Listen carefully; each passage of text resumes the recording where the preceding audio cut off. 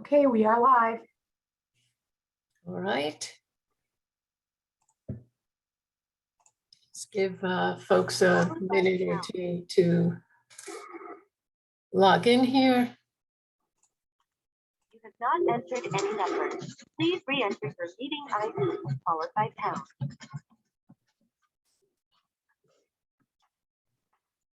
Terry, you All right, need to admit Tara as a panelist. Tara's in. Is she? Yeah, I'm here. Oh, there she is. Okay. You didn't come up there. Sorry, Tara. It's my wedding anniversary, so I was a little late. Oh, Happy well, anniversary. happy Thank anniversary. you. By pound. Otherwise, just press pound to continue. Who Matt is Hill, it is that that has? you with the press pound stuff? You have joined the meeting as an attendee and You will want be to mute muted yourself throughout the until meeting. you get that sorted. Who is that? Hale is having trouble with, Oh, he can hear, we can hear him, but he can't hear us. So he's working through that issue.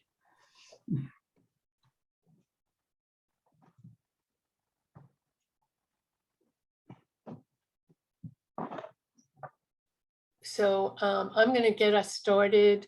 Jen, when you call the roll, if Matt's stuff is not working, then just mark him as present, please. Sure. All right.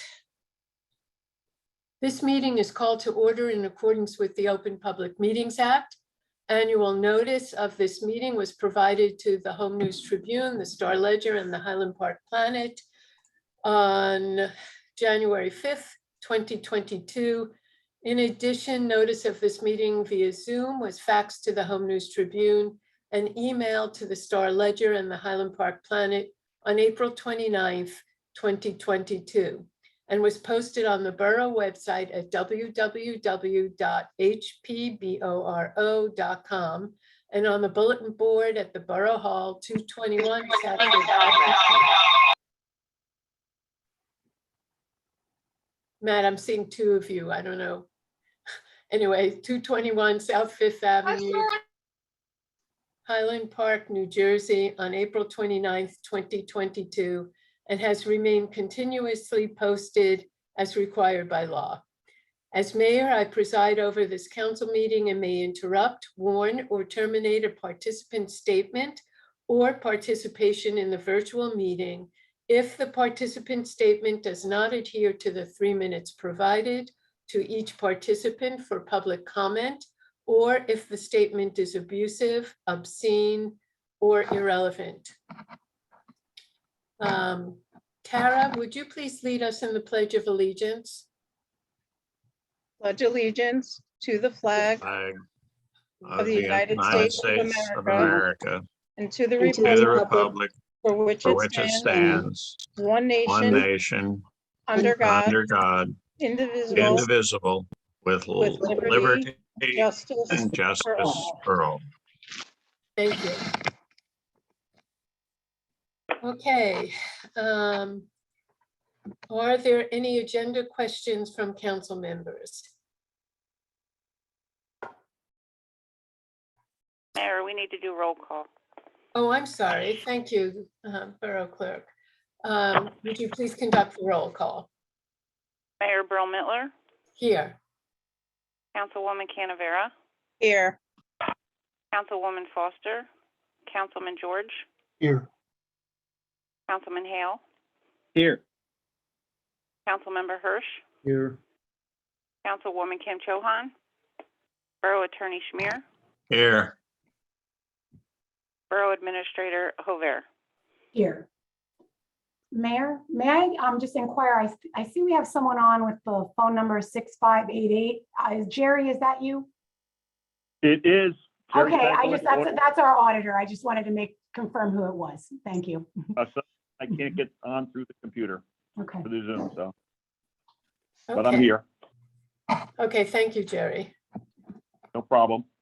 All right. I had asked if there were any questions on the agenda and no one had any questions. So at this point, I have a couple of comments before we move further on. First of all, I'd like to take a moment of silence as we remember one of our beloved residents who lost his life in a terrible accident. Dwayne Haskins was a beloved member of our community. He went on to many successful football opportunities, and he became a professional football player.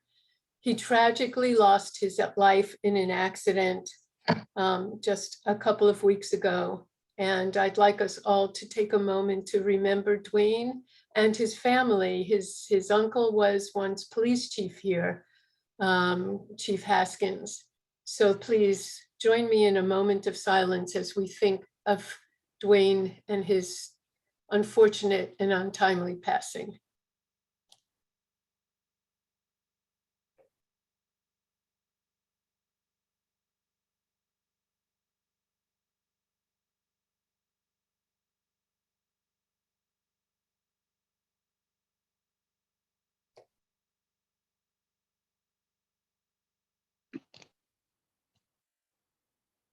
Okay, thank you all.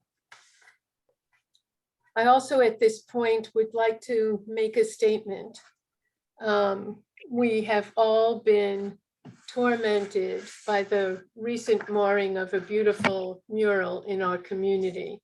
And I just want to go on record here at council with some words I offered at the event at the mural last night. As mayor of Highland Park, I, Gail Burrell-Mittler, strongly condemn anti-Black racism, anti-Muslim hate, anti-Semitic hate, xenophobic, and racial harassment in all of its forms. Those sentiments are abhorrent to our community of Highland Park. I had the distinct pleasure of talking with the artist Amrisa Nirajan as she installed her artwork on the side of the building in town. When she told me of the terrible verbal confrontation she endured, I immediately called the police chief, who instructed the officers on duty to increase their patrols in the area as she worked. I want to personally apologize to Amrisa for not being able to make her feel completely safe by providing on-site personal protection, as I had hoped. I'm joining you this evening, these were my words last night, speaking on behalf of myself and behalf of my office as mayor. I don't know what anti-racism in the 21st century looks like, but I want to advocate for it and be a part of the vision for change. Highland Park isn't a perfect community. It's not even enough that it's a nice community. That certainly was made clear by the defacing of this mural. As mayor, I want to work to seeing our community aspire to the ideal that this mural so effortlessly projects. We must be a community that practices extreme hospitality. Highland Park must not only talk about anti-racist policies, but practice it throughout its government agencies and in its social life. The defacement of the mural is a tragedy in so many ways. The potential for hate on the streets of Highland Park is still present. Work needs to be done that we aren't equipped to facilitate alone. We're coming to a public and transparent process for protecting our Black and racially minoritized residents who are subject to racial violence. We must come together to protect every one of our residents. Highland Park strongly opposes anti-Black racism, anti-Muslim hate, anti-Semitic hate, anti-LGBTQ hate, racial and xenophobic harassment. I'm calling on all of our residents now to keep me and my administration accountable to make Highland Park the community we'd all be proud of.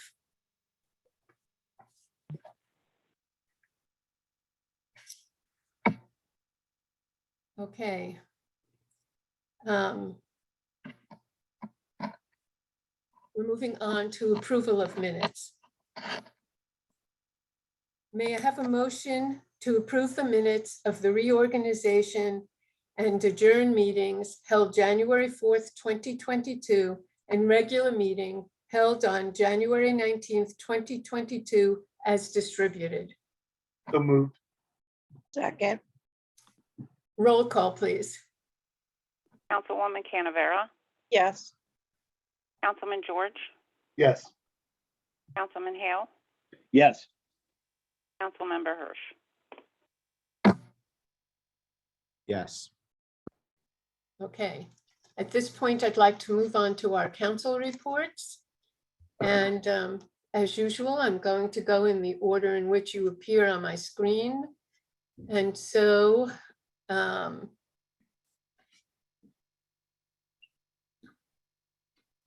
going to start with our council president, Phil George. Thank you, Mayor. Just briefly, I want to make a statement with regard to the defacement of the mural. As a member of the Borough Council, I deplore the senseless act of defacing an artistic expression of who we are in Highland Park, a community of diverse origin and family, diverse in opinion and life experience, but united in keeping Highland Park safe, healthy, and respectful of that diversity. As a member of Borough Council, I support the referral of the criminal defacement of the mural to the county prosecutor as a biased crime and will support all actions within the Borough Council's authority to deter any future acts such as this. A mindless, childish moment with a spray can did more than ruin an artist's work. It graphically points out to all of us that making Highland Park safe and welcoming is not just buzzwords, it takes work.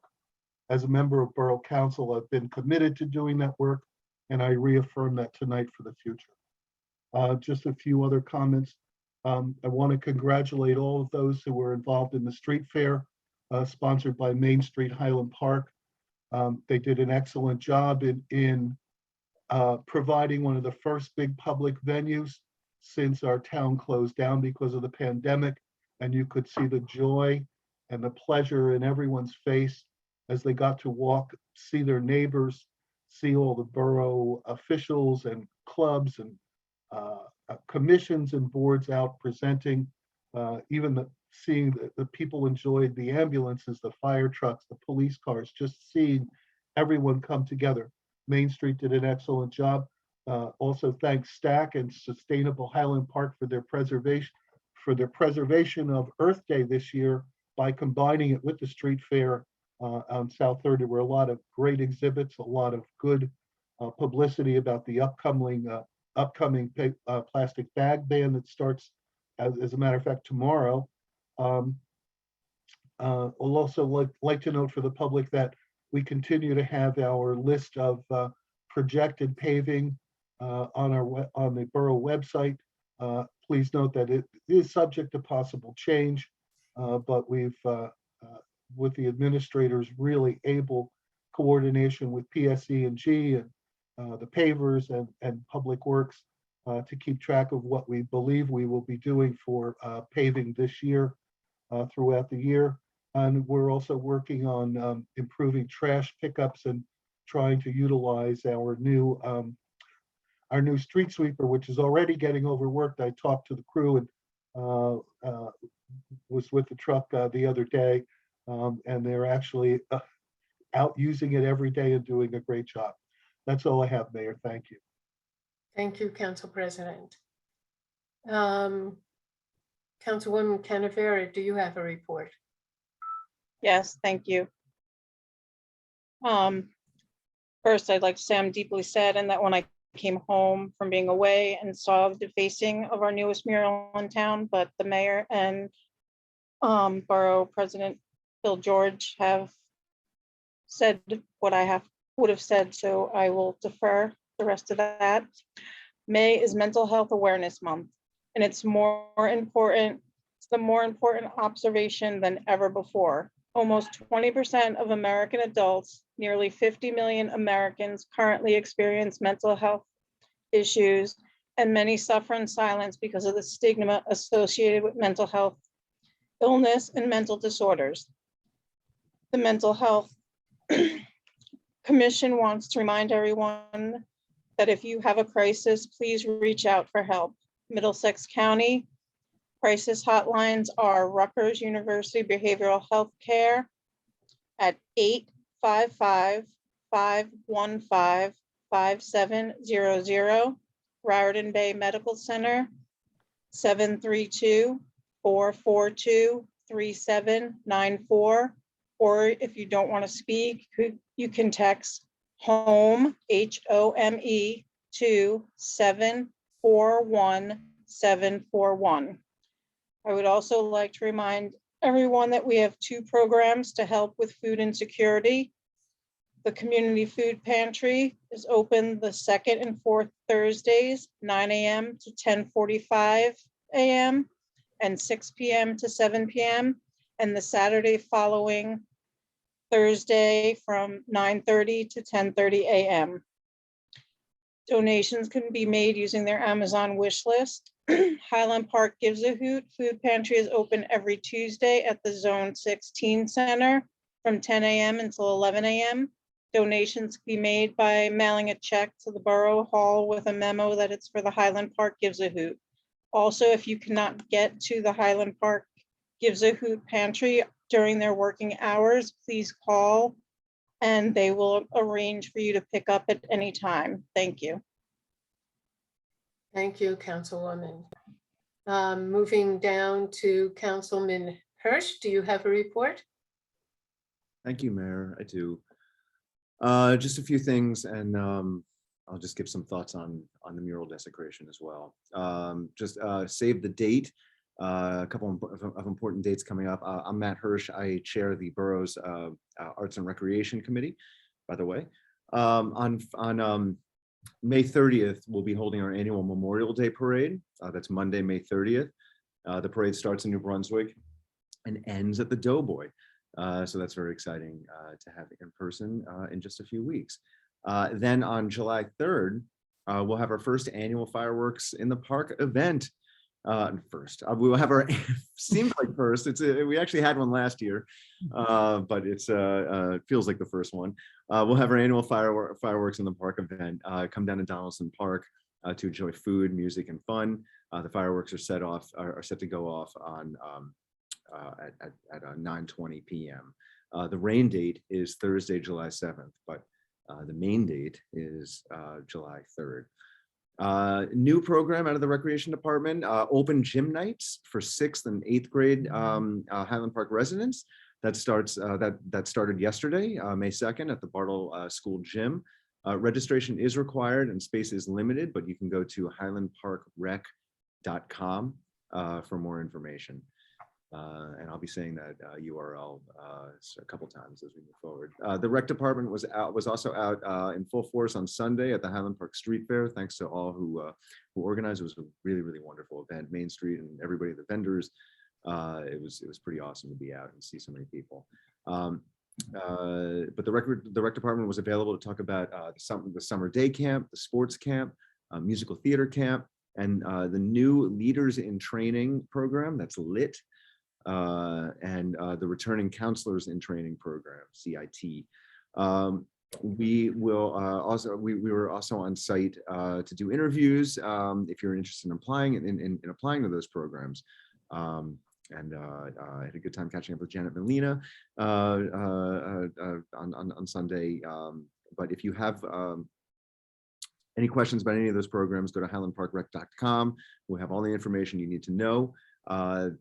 This is and they were out doing kind of an all-day summer camp open house. So go to highlandparkrec.com to explore the various programming that the Rec Department has. I also want to just thank some of the other groups in my portfolio, including the Highland Park Arts Commission, which was out in full force. I think they had most of the members from the Arts Commission there. John, Pernille, Sonia, Scott. I think you were the ones that I saw, but thank you so much for being out there and celebrating public art, because that's what we're going to be talking a lot about tonight, I'm sure. And also the Safe Walking and Cycling Committee. Hopefully you got some swag. Thank you to Tris Sanchez and your team for being out there and promoting bicycle and pedestrian Better. safety. Just a few points about the Homeless Where We Make It mural that was led up by Collab Arts and done in consultation with Interfaith Rise, the Black Community Watch Line, Main Street Highland Park, and others. This desecration is obviously unsettling, but not surprising that somebody with a can of spray paint can impose racism and bigotry at the town's gateway, while sowing discord at a time when we need to be united front against racism, bigotry, and Muslim and Jewish hate. That doesn't mean that those things don't exist here, they do. But it means that when they manifest themselves, we need to stand up against it. And it also means that as a community, we need to know and act on the warning signs that lead up to this hate. You know, we hold Highland Park up as being a welcoming community, and that's a virtue. And that could not have been more on display, and that could not have been more on display than it was yesterday, when leaders from the faith community gathered together to denounce the racist graffiti and to embrace the mural's original message, radical hospitality. This means, according to the artist who led this effort, that we display a willingness to challenge one's own comfort for the sake of others, an idea that we've seen practiced by those who serve these particular communities. And we believe this is a value held by Highland Park as a whole. This value is why it puts into sharp relief when hate, bigotry, and racism happen here. When people say, I can't believe this happened in a place like Highland Park, it reminds me of a few things. It happens in Highland Park. It happens all the time, just as it happens everywhere. And we have to remember that. We're not immune, and it's foolish to think that. I am empathetic to, but continually struck by folks expressing a loss of innocence moment each time each time hate visually, socially, or physically manifests itself in town. Let's ask ourselves, why do we suspend disbelief when thinking about the hate, racism, anti-Semitism, anti-immigrant, and bigoted thought that exists strongly in our society today? We see what's on TV, we see what's on community groups on social media. It's directed at many of us personally. And we should never be desensitized to acts of hate and violence, but we need to know the signs. We need to identify racism when we see it and take steps to get out in front of it. We should expect it and be proactive about it. Our proclaimed loss of innocence means that we're not thinking intentionally about protecting each other each and every day. This is our town, this is our home. I'm embarrassed and angered by this act, and I apologize to the mural team and those who have been hurt by this desecration. The borough's investment in surveilling, sealing, and protecting this asset is a symbol of who we are as a town. We want artists to come back and feel safe here to display their work. Public art, evocative public art that makes us think culturally, cross-culturally, about our neighbors, and what we represent as a community is so important. These are the ruins that they'll dig up, you know, in 1,000 years and see what type of people we are. This is what I want for them to see. This is the legacy that we have to carry forward. This is the hard work that we have to do today. And I just call on all of us to work together to get this mural cleaned up as soon as possible. And that's my report, Mayor. Thank you. Thank you. Councilwoman Kim Cho-han, do you have a report? I just also wanted to first give some comments on our welcoming mural as well too. I think Council President Phil George put everything into perspective as well as we all joined last night together to stand up actually to hate. Also, on another note, we also have public hearing on the budget for tonight, which is also important and in my portfolio as well. And also wanted to give a thanks and shout out to the Public Works Committee. They have that PSC&G grant on there for electric vehicle charging to get more in the borough as the electric vehicles become more popular in Highland Park, and my neighbors now too. I know they will be a great use to everyone here in town, and that's my report. Thank you, Councilwoman. Councilman Hale, do you have a report? I do, Madam Mayor, and I want to apologize. I'm on my phone. For some reason, my computer is not working, so I'm hoping everybody can hear me. Yes, we hear and see you. All right, well, thank you. I wanted to just echo the comments of Phil George about what an amazing event Main Street was. You know, it was so exciting to be able to be back out with everybody and together. And so, you know, I specifically wanted to thank Rebecca and Javier and Jenny Chapman and you know, the folks who do the unbelievably hard work of putting this together, the volunteers that it takes to stand out and watch Matt Hirsch run by like the wind. You know, it's really it takes a lot of work. And I'm so proud that Main Street puts this on. They do such a fantastic job. Tonight we are going to be talking about their budget, and they certainly earned a big part of their budget with the hard work that they did at the street fair. So I just wanted to make sure everyone knows that it's a lot of work, it's a lot of effort, and it came off fantastic. So thank you to everybody for doing that. My colleagues have spoken eloquently about the mural.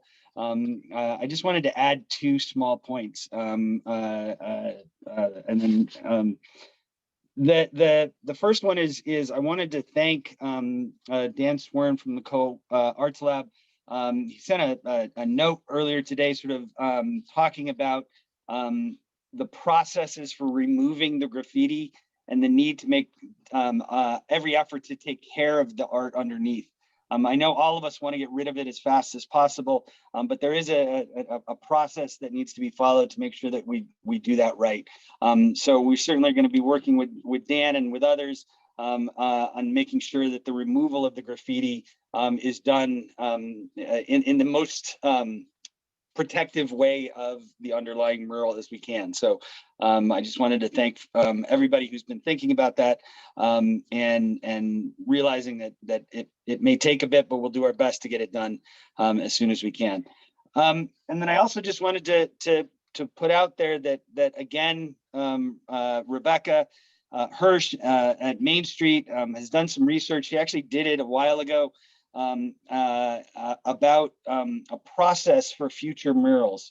And there's several out there, and Dan again, Swern at Collab Arts also recognizes an ideas or ways of thinking about processes about bringing building owners and artists together with canvases the walls that need to be painted. So we will be working on that, trying to have a process by which all of the arts people can see them as they're being developed. I know we did that in a large part for this mural, but just to have a more formalized process. So that's something to look forward to.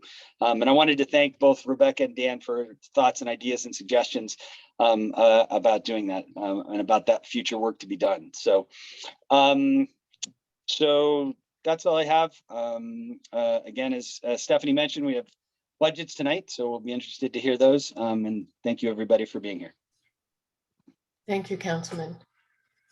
All right, we're going to move on to the Borough Administrator's report. Borough Administrator, do you have a report?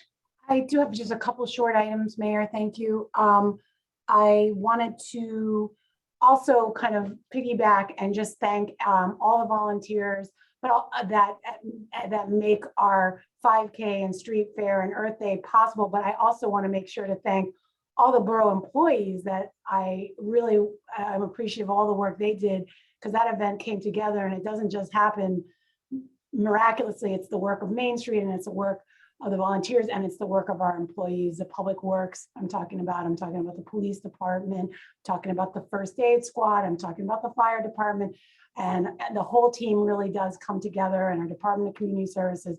So I just want to take the opportunity to thank everybody for making that was a much needed event for myself as well. I really think it went off really great. I also did want to make an announcement. This is going to be our last week of COVID testing at the community center. Essentially what's happened is the labs that we've been working with have informed us that their funding for uninsured testing is no longer. And so they've only been able to see for the last month or so folks with insurance. And given that and a kind of a steady decline in utilization, as well as a need to kind of ramp back up with some of our own programming, we're wrapping up the testing center for the time being. Of course, we will keep an eye on the needs of the community as well as funding availability. And if should that change, we do know how to pivot and maybe pick back up if necessary. But we've made available on our website locations where folks can get testing, both either through the state or through the county or through area providers if you have insurance. So I just wanted to make sure everybody was aware of that change. And certainly, Richard Lab will make that transition for anybody who might have an outward appointment. So I just wanted to inform everybody of that. And I think that was all I had, Mayor. Thank you. All right, thank you. Borough Attorney, do you have a report? No report, Madam Mayor. All right, I just have a couple of things. First, the last thing for tonight on some of the discussion we've had about the mural.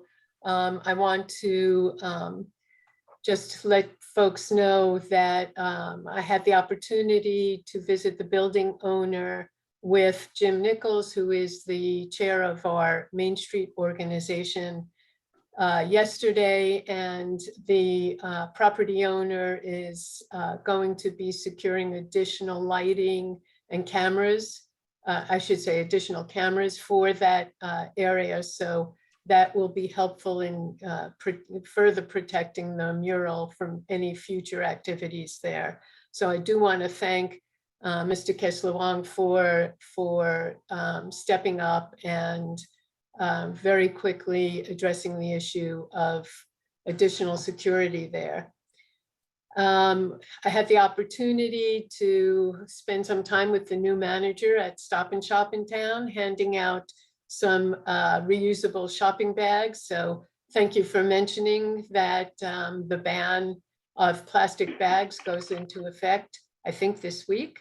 And I do want to thank Stop and Shop for helping our residents by handing out free Stop and Shop reusable bags for so that no one should feel that they have to buy a bag since they were handed out. And they were very good neighbors, Stop and Shop, by taking into account that our residents could use some help in securing the reusable bags. I also want to thank Commissioner Sean LaTourette and the Department of Environmental Protection for coming to Highland Park and planting a new Salem oak tree at the Bartle School lawn. It's very exciting. It's every municipality in the state of New Jersey is going to get a seedling from a Salem oak tree that is, I forget the municipality, but it's from a town down south. And we're all going to be sharing in the children of this tree, each and every single municipality. And Highland Park was one of the first to receive their tree. So thank you, Department of Environmental Protection. Trees do so much more than provide shade for us. They also are critical in terms of climate control. So we have another tree to add to our collection in town. All right, we're ready for our first public comment session. Total time allotted is 21 minutes, 3 minutes maximum per person. Comments are limited to items on the agenda. If you want to speak on an item that is not listed, please do so at the second public comment session later in the meeting. The Borough Clerk will monitor the time and indicate when 3 minutes has lapsed. She will give you a warning when there is 30 seconds remaining. There will be a hard stop at the 3-minute mark to make sure everyone has time to speak. As a reminder, I may interrupt, warn, or terminate a participant statement if it does not adhere to the 3 minutes provided, or if the statement is abusive, obscene, or irrelevant. So if you would like to speak, please raise your hand by pressing *9 on your phone keypad, or select the raise hand button on your application. Please press *6 to unmute yourself. The Borough Administrator will announce your turn by reading out your name or the last 4 digits of your phone number. Please begin by telling us your first and last name as well as your address. Again, if you would like to speak about a topic that is on the agenda for this evening, please press *9 or the raise hand button now.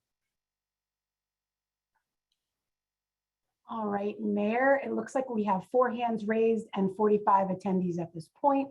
The first hand I see up there belongs to Monique Coleman. Please state your name and address for the record. Yes, it's Monique Coleman, 407 Lincoln Avenue. I would like to yield my comment to the artist who members of the council and mayor have already spoken about, the artist Amrita Najari, who experienced the incidents of racist harassment while installing her mural here in Highland Park. So I would like to yield my comment at this time and come back to the mic. Okay. Mayor, I do see someone whose name is coming up as Amrita. Is that the artist? Should I skip ahead? Amrita is the first name of the artist, yes. Okay. Amrita, can you just state your name and address for the record, please? Sure. My name is Amrita Naranjan. My address is actually in New Milford, New Jersey. Okay. Okay, so I just had a quick statement that I wanted to share with the community since I haven't been here for the other items. Let me know if I'm getting close to time, of course. So I wanted to say thank you to the community who came together to protect this message of radical hospitality for refugees and asylum seekers in New Jersey. My intent in creating this work was to highlight that the people in New Jersey and Highland Park welcome all to build their homes here with us. The mural is meant to honor the specific actions taken by community groups to build a borough that is safe and hospitable to all. The faces you see here represent lesser discussed refugee groups. Anyone can become a refugee. It is not a definition of a person, but a status granted by circumstances often outside of one's control. There is no ethnic group that makes up refugees, but this design specifically reflected those whose stories are alive right in Highland Park right now. In short, the refugees right now among you may look like these people. This mural is not meant to reflect the entire diaspora of persons who have been refugees. We do not need to see our own faces in public work in order to appreciate the work's purpose. In fact, my hope is that this mural would serve to speak to the beauty in those we may think of as strangers. Do not allow yourself to be distracted or in sorrow due to the defacement of the mural. In fact, I ask you to feel proud of what people can do when they come together. Many people said kind things during this installation. However, many people said hateful things. I alerted the local borough and the mayor, who verbally stated the borough would station police presence to support the completion. While this specific outcome didn't happen, many community volunteers showed support by becoming buffers themselves between the work and anyone who would seek to distract from completing the work or to silence this message. To me, it is a reminder the power always remains with the people. My hope is that this experience will call to light how important each body, each voice is in building our communities as we would like to see them. Public art can often be a mirror for a community. And if you are in this community and don't like this reflection of your home, now is a perfect time to stand up against any hatred that challenges this message. The message again is that there is no room for hatred in this community and that home is where we make it. Lastly, I would like to end with a note to refugees and persons who are refugees or asylum seekers who may witness this defacement. You are wanted and needed in our communities. This is a place where when hatred shows up, the community showed up stronger. Like many of you, I was not born in the United States. However, I hold my hopes and dreams of this nation accountable, and I hope that you will too. That is all. Thank you. Thank you, Amrita, and thank you so much for the work that you did. As I said in my opening remarks, I'm very sorry we were not able to make you feel safe as you were putting together this beautiful piece that has so much meaning to all of us here in Highland Park. Okay, Borough Administrator, is there another speaker? Yes, there is. Looks like Rebecca Sipus is up next. Hi, good evening. My name is Rebecca Sipus. I live at 52 Brookdale Court in Highland Park. I'm here speaking on my own behalf and on behalf of the Middlesex Black Jewish Coalition. My remarks are off the cuff, but I wanted to say a couple of things. So first of all, one thing that I mentioned last night at the vigil is that art has the power to bring us outside of ourselves and help us imagine a better world. So I just want to echo Amrisa's words and encourage the community to use this as an opportunity, perhaps an unfortunate moment, but an opportunity to really come together and have discussions that need to be had. And the other thing I just wanted to mention, so respectfully, Madam Mayor, you mentioned in your statement last night and again today that you don't know what anti-racism looks like in the 21st century. So I think there are many people in the community who are in a position to help with that education. I think we all have things to learn, and it's an ongoing process, of course, but there are people who have been at the Borough Hall virtually and in person for many years talking about these issues of safety and welcome. And I just think it hasn't yet been said, forgive me if I've missed this, but it hasn't yet been said that this is part of a pattern in which there has been a kind of lack of policing where policing was needed, and it's not unrelated to over-policing where over-policing was not needed. And so I think it's worth sort of putting this unfortunate incident in the long context of issues between people of color and the police in Highland Park, just recognizing that this is part of a larger pattern and one that we really need to address on an urgent basis. Thank you. Thank you, Rebecca. Okay, Borough Administrator, is there another speaker? Yes, Mayor, I see 3 hands raised. Looks like Edward is up next. If you could please state your full name and address, please. Hi, it's Betty Epstein, 208 Cedar Avenue. I'm not sure if it was part of the agenda because I missed that part of the meeting, but some of the council people talked about PSE&G and the water people doing work on the streets. And I did send an email to a few of you. I haven't gotten any response. I'd like to know when Cedar Avenue might be put back together because it's absolutely horrendous. And the other thing is, I got the email that the town put out that you're not going to be able to make any left turns on 4th. And it seems to me that if you also then close North 4th in one direction, which is what you were intending to do, and then close South 3rd so people can have tables out there as well, it's going to be a traffic nightmare on all the side streets of Highland Park. So I'm sorry I missed your name. I'm seeing Edward come up. But Betty Epstein. Betty, okay. Betty, I don't see this on the agenda. Well, I wasn't sure if it was or not, so that's why I'm asking. Okay, no, that's fine. If you don't mind coming back up later in the. Sure, no problem. Thank you very much. I see next up is Jeff Bardaro. Please state your name and address for the record. This is Jeff Bardaro. I live on Wayne Street. I am here tonight, I guess on my own behalf personally, but also because I'm the chair of the Mayor's Council or the Mayor's Equity Advisory Council. And I wanted to say a couple of things and issue an invitation to the members of the public who are here, who may watch later. We have a meeting next Monday night at, gosh, is there a meeting at 6 o'clock? It's either 6 or 7, Jeff.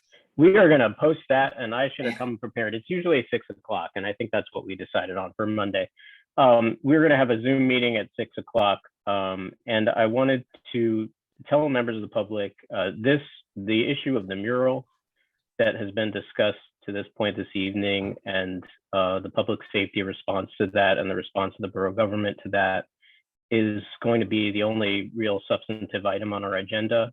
And I wanted to say a couple of things about the Equity Advisory Council that I think are pertinent. One is we have several vacancies on the Equity Advisory Council that we've been having a little bit of trouble filling. I think it's very important for members of the public who are interested in issues of public safety and oversight of the Highland Park Police Department to volunteer and let the mayor know that you're interested in being on that council. And the second thing is we have a meeting pretty much every month. There's been a couple of cancellations over the course of our time, but pretty much every month on the second Monday of the month. And members of the public are always welcome to attend our meetings. And we have a public session during every meeting. And I know that a lot of people come to Borough Council meetings, and some of them, I've had this experience myself. Sometimes it's frustrating. There's a lot of competition to get to the mic, and sometimes you'll ask a question and the council or the mayor or the police chief, if he's present, may not feel like there's time or that it's appropriate to answer the questions. At our meetings, it's been my experience that the mayor and Councilwoman Foster, when she's attended, are very ready to answer questions.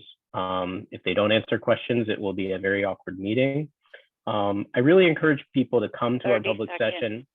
I'm sorry.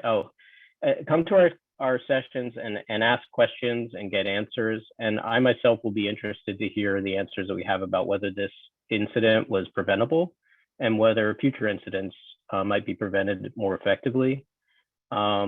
And I think our issues of what public safety means to the people of Highland Park and how we can oversee the police department from a civilian standpoint are really important and could use some volunteer support and some interest from members of the public at our meetings. Time. So thank you if you could come, we'd appreciate it. Thank you, Jeff, and thank you for all the work you put in. It's been very valuable to our community.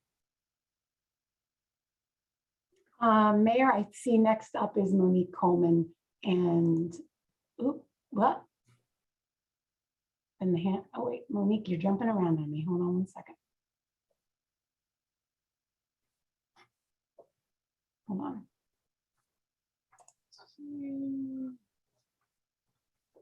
Sorry, technical flub there. This time I am calling on Monique Coleman. Please state your name and address again. Hi, sorry about that, Terry. Monique Coleman, 407 Lincoln Avenue. And I would like to share a statement on behalf of the Black Community Watch Line.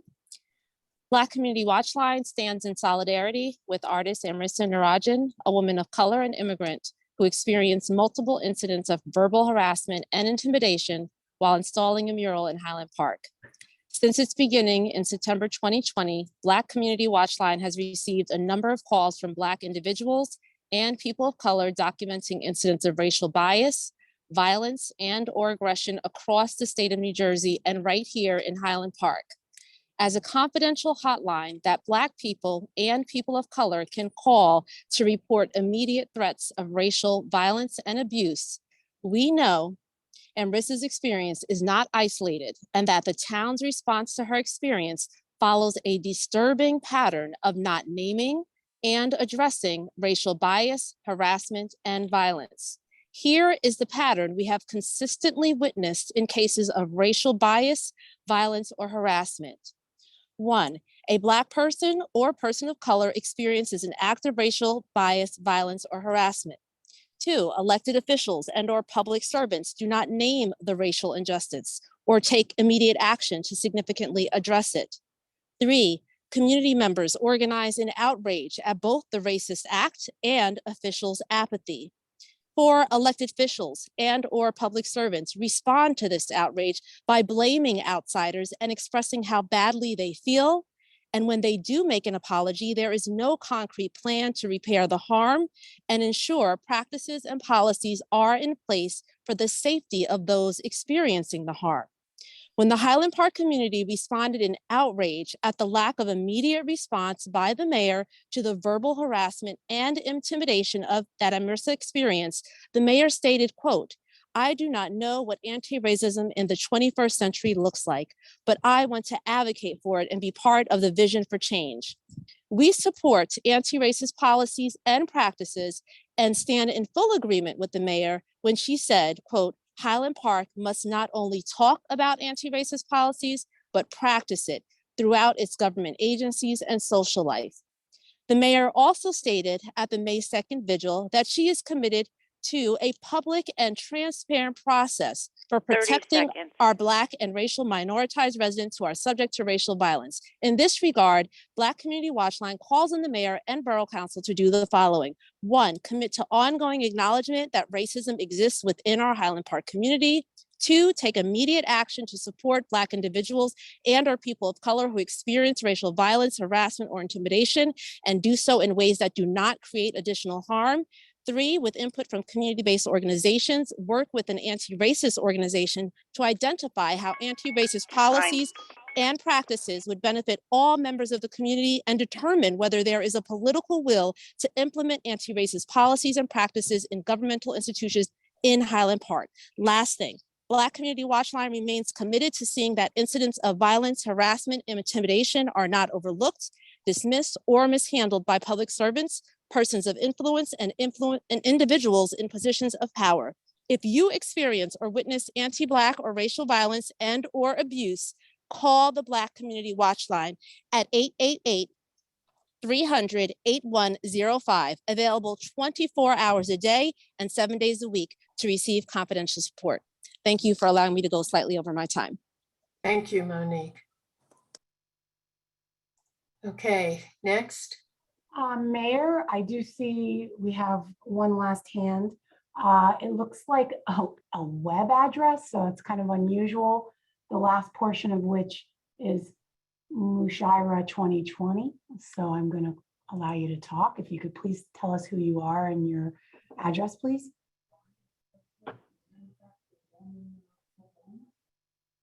Hello, can you hear us? Please state your Hello. name. Hi. Please state your name and address, please. Can you hear me? Yes. This is Ramesh Pandey, Dr. Ramesh Pandey. I live in River Ridge Terrace in Highland Park.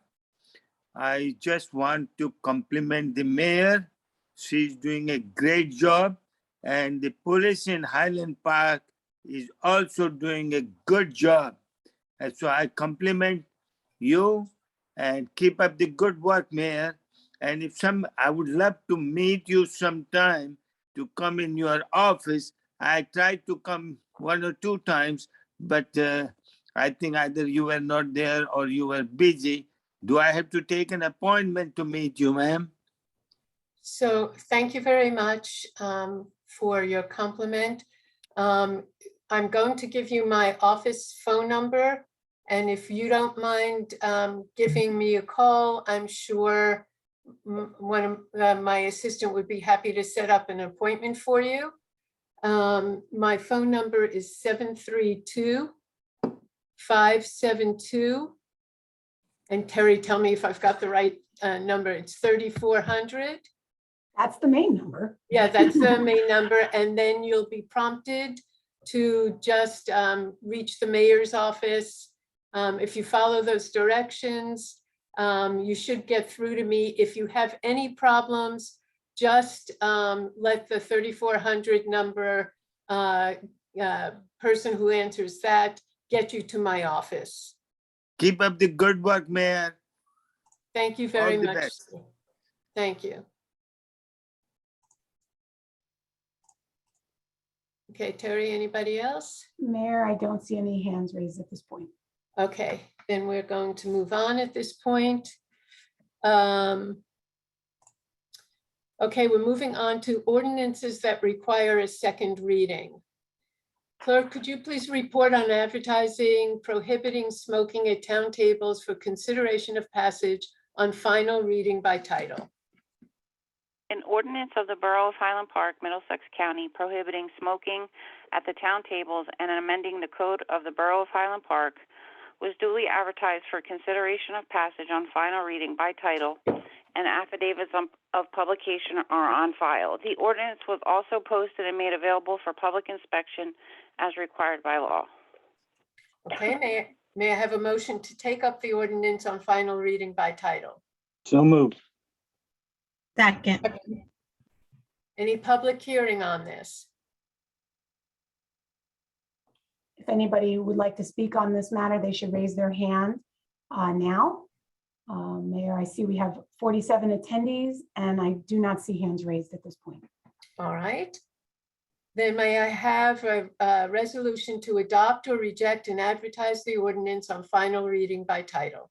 Motion to adopt. Second, Okay, roll call, please. Councilwoman Canavera? yes. Councilman George? Yes. Councilman Hale? Yes. Councilmember Hirsch? Yes. Councilwoman Kim Chohan? Yes. All right. Moving on to number 14 on our agenda, resolutions that require a separate reading.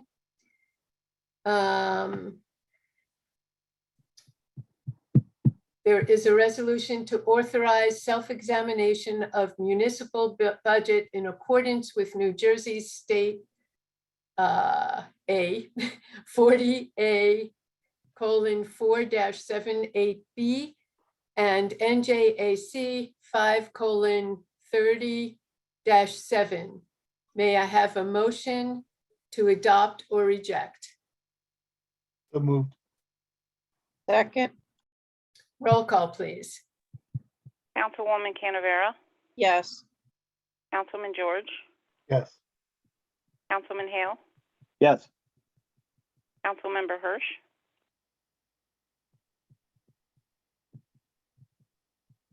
Space bar's not working. Yes, sorry. Councilwoman Kim Chohan? Yes. Okay.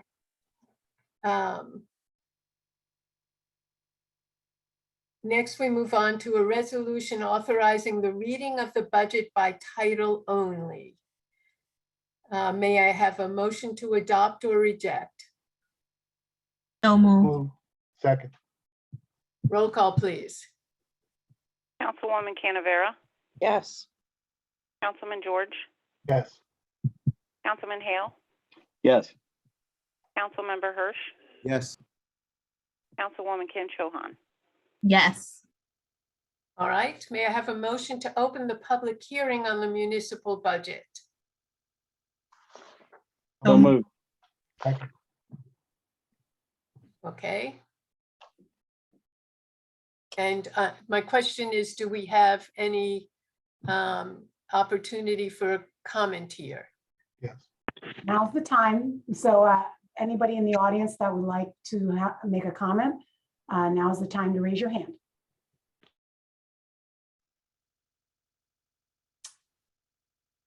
Mayor, I do not see any hands raised. We're at 41 attendees at this point. Okay, in that case, may I have a motion to close the public hearing? So moved. Second, All right, may I have a motion to adopt the resolution for our 2022 municipal budget?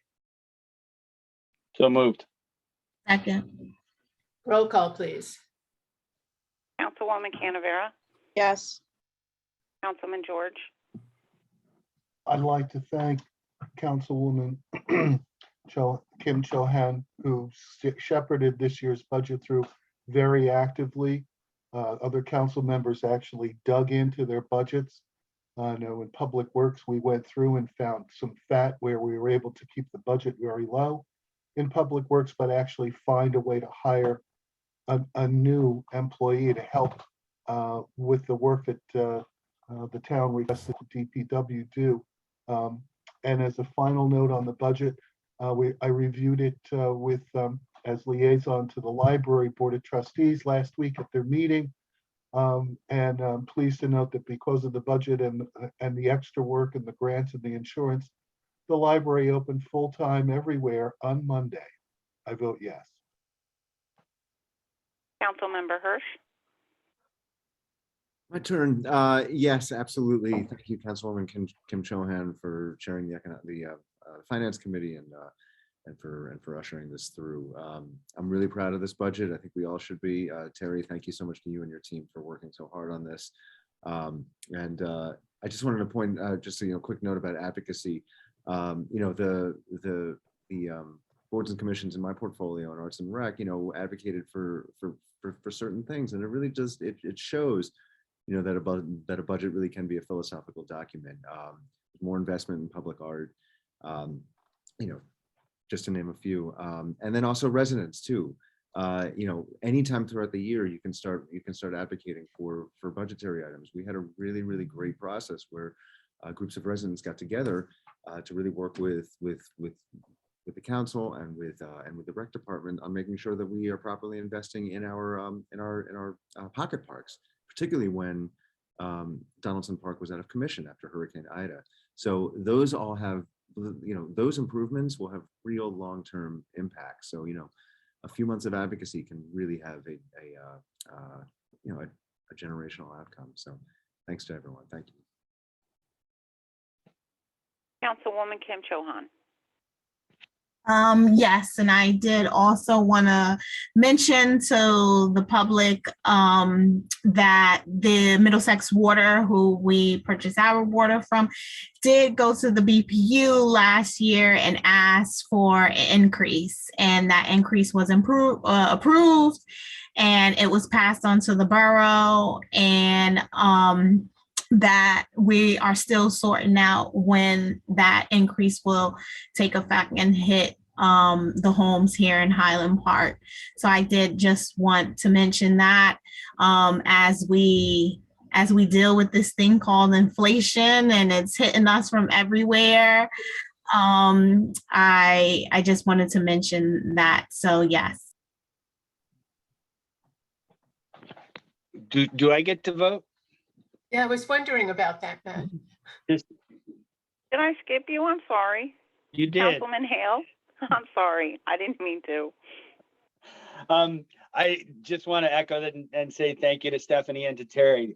This is a great document that shows our priorities. So thank you to both of you for the hard work of putting this together, and to your teams as well. So thank you very much. And I vote yes, now that I'm able to. Thank you. And that's everyone now. Oh, Terry's raising her hand. I just have to do my obligatory thank you to both Jerry Stankiewicz, the borough's auditor, and our CFO, Lori Majeski, who are on the line in case any questions had come up from the public or council. They make this process go so smoothly. So I just want to acknowledge their presence here this evening for those of you who may not know who those names are, but also thank them on behalf of all of us, as many have already acknowledged. So thank you both for doing that. And also, Mayor, with your permission, once we get through the business section of the meeting, would it be okay if they sign off from the meeting? Yes, absolutely. So they can just drift off into the evening from there. So I didn't want you to wonder where they went. Okay, thank you very much. Okay. We're moving on to the next motion. May I have a motion to open the public hearing on Main Street Highland Park's budget? So moved. So moved. Second. Okay. Is that a roll call, Borough Clerk? No. Okay. Is there a discussion on the Main Street budget? This is an opportunity for the public to make comment. Okay. In that case, if anyone has any questions on Main Street Highland Park's budget, please raise your hand digitally. Mayor, I'm looking at 36 attendees and no hands raised at this point. Okay. In that case, may I have a motion to close the public hearing? So moved. Second. Is that an all in favor, Borough Clerk? No. No. Okay. It's Roll call. the same as the municipal budget. Okay, so it's a roll call to close the public hearing. Councilwoman Canavera? Yes. Councilman George? Yes. Councilman Hale? Yes. Councilmember Hirsch, Yeah. Councilwoman Kim Cho Han. Yes. Okay. May I have a motion to adopt or reject the resolution authorizing a reading of Main Street Highland Park budget by title only? So moved. Second, Roll call, please. Councilwoman Canavera, Yes. Councilman George, yes. Councilman Hale, Yes. Councilmember Hirsch, Yes. Councilwoman Kim Cho Han. Yes. Okay. May I have a motion to adopt the resolution for the 2022 Main Street Highland Park budget? So moved. Second. Roll call, please. Councilwoman Canavera, Yes, and thank you to Main Street for everything that you do for our town. Councilman George, Yes. Councilman Hale, Absolutely, yes. Councilmember Hirsch, Yes. Councilwoman Kim Cho Han. Yes. Okay. May I have a motion to adopt or reject the resolution of, oh, I'm sorry. We did that. Before I move on to the consent agenda, I just want to mention that we were talking before about the mayor's Equity Advisory Council and the next meeting. I just want to make sure that the public knows that the Equity Advisory Council is meeting at 6 p.m. on Monday, if you care to join us. All right, now I'm moving on to the consent agenda items. May I have a motion to adopt items 15A through 15G? So moved. Second, Roll call, please. Councilwoman Canavera, Yes. Councilman George, yes. Councilman Hale, Yes. Councilmember Hirsch, Yes. Councilwoman Kim Cho Han. Yes. Okay, I am delighted to appoint Abby Stern Cardinal as a regular member of our Board of Health Commission. May I have a motion to confirm? So moved. Second, Roll call, please. Councilwoman Canavera, Yes, and I look forward to working with Abby again. Councilman George, I cannot say enough about her volunteerism, even when she's not volunteering, even when she doesn't have the label. And we can sometimes have our disagreements, but we always have Highland Park at our best interest, and we always end up in that exact same place. I vote resoundingly yes. Councilman Hale, Yes. Councilmember Hirsch, Yes. Councilwoman Kim Cho Han. Yes, and I think Abby would be a great fit to the Board of Health. I never looked at her, as much as she talks about public health, I never even thought about Board of Health for her. So yes. Okay. It's now time for us to turn to our second public comment discussion session. Each speaker has 3 minutes, but may comment on any topic.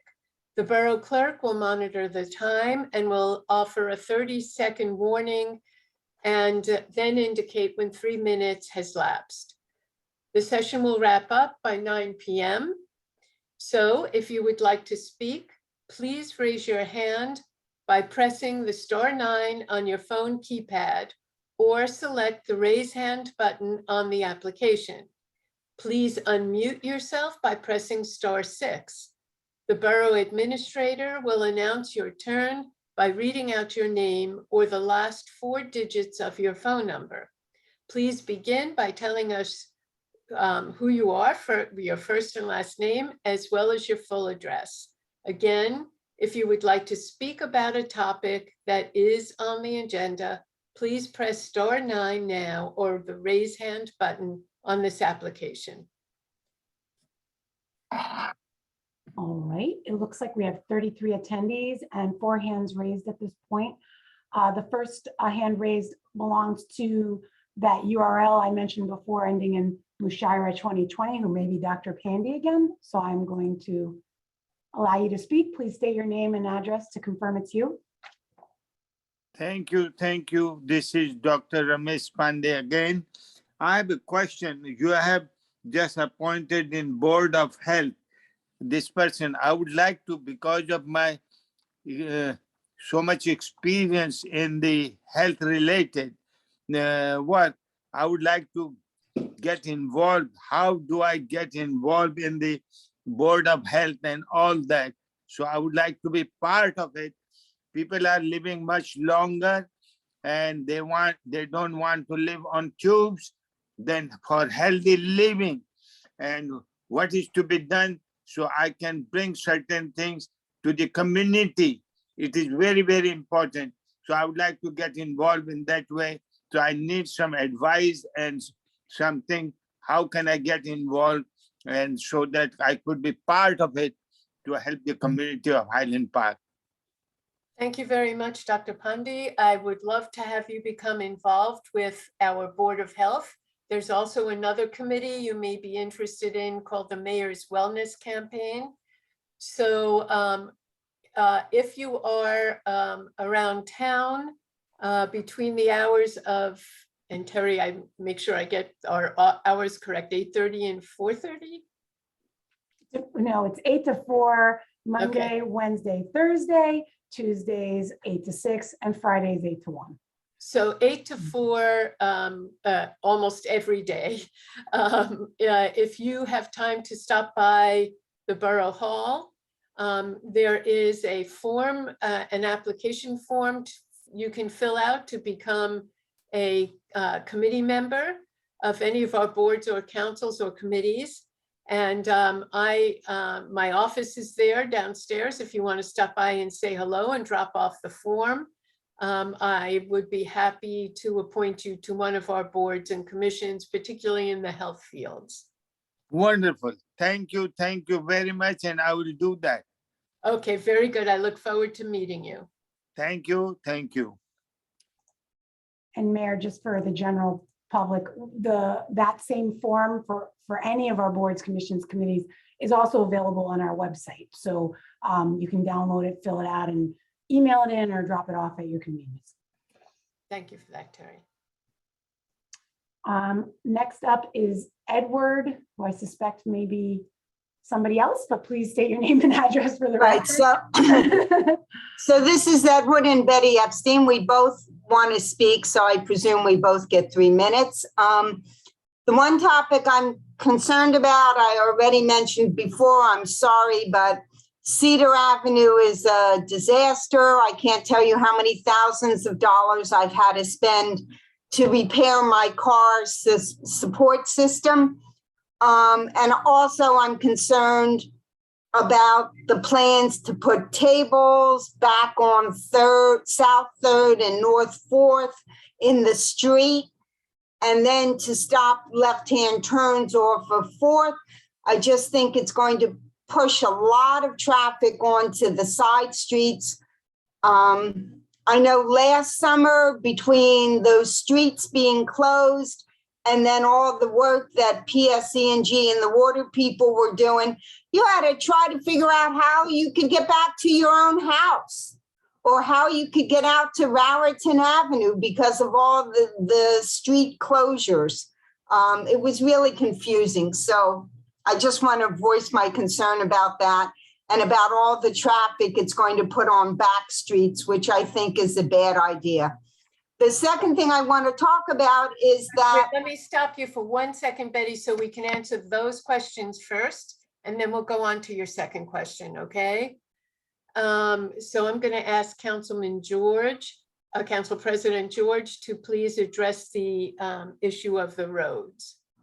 Yes, Mayor, Ms. Epstein, if you go on the borough's website under Public Works and look up street maintenance, as I said earlier in the evening and also at the last couple of meetings, the tentative schedule of road repairs for the borough projects as well as PSE&G's projected repairs in 2022. Cedar Avenue is on this year's PSE&G restoration list between Raritan to Valley Place and curb to curb. And if you want to look there, you'll see there's probably a good 30 streets that are scheduled for repair, most of which will be done by PSE&G. Thank you, Mayor, for letting me get Betty and Edward that information.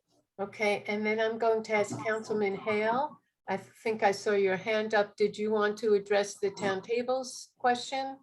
I was actually going to address the Cedar Avenue question. I looked it up on the website, and so I understand her concerns about the town tables, and we'll leave it at that. Okay. All right. And then Betty, you had another question. Yes, so the other thing I wanted to comment about, and I think my husband wants to comment about, is I know that the town has legalized selling of recreational marijuana in town. I just want to say that I hope that the council will not allow police to use recreational marijuana because you never know when they're going to be called on duty or other stuff. And I don't know what the residual in the body is, but I just think it's a bad idea that police would be allowed to use recreational marijuana. Okay, and now my husband wants to say something. Hold on one second. Okay. Good evening. How are you? Good. Mayor and all members of the council. I think you might know who I am. My name is Ed Epstein. I live at 208 Cedar Avenue. You heard my wife. And I have not only spoken to you, but I've written documents. So what I want to say to you, I'm going to throw out a couple things. I understand that when this vote was taken, this was taken in 2020, I believe in August. A lot of time has passed. So far. Mr. Epstein, we can't hear you. Did you? Okay, I'll speak louder. So what I wanted to say is I'll start again. Don't start again. The point is that I think that you have to re-examine the place of these individuals on the council to realize this has been a very long window. So the point is that the idea can be a schism, because a lot of people, when they're going to realize what is going to happen, I think they might re-examine it and reconsider their thinking. One. The second thing is the point is, if you do that, you don't want to be known as Pot City. That you should keep in mind. That's a very derelict term. And the point is that the whole idea is there's a place, I believe, that's going to be in this town where they're going to sell medical marijuana and recreational marijuana. And I think medical marijuana has its place, but recreational marijuana does not. The point is, and I'll give you the reasons why, because I have a limited amount of time. One, the whole idea is that if you do that, you are in a very limited area. You have places like, we've discussed it in the past, New Brunswick that has 3 places, and the township of Edison, and I think it's overpopulated in this area for 6 places. I think you have to re-examine that and see if you actually can meet the needs of individuals that they would have to have so many places. And I think that since so much time has passed, it perhaps isn't a good idea to review this and present it to the people of Highland Park again, because this is quite a long time. I know this is a process that's not going to take place that fast. It's obvious. I know there's a lot of concerns and there's a lot of ways of looking at things. But the point is, one more thing, you don't have control over what people use in their homes. That's the key.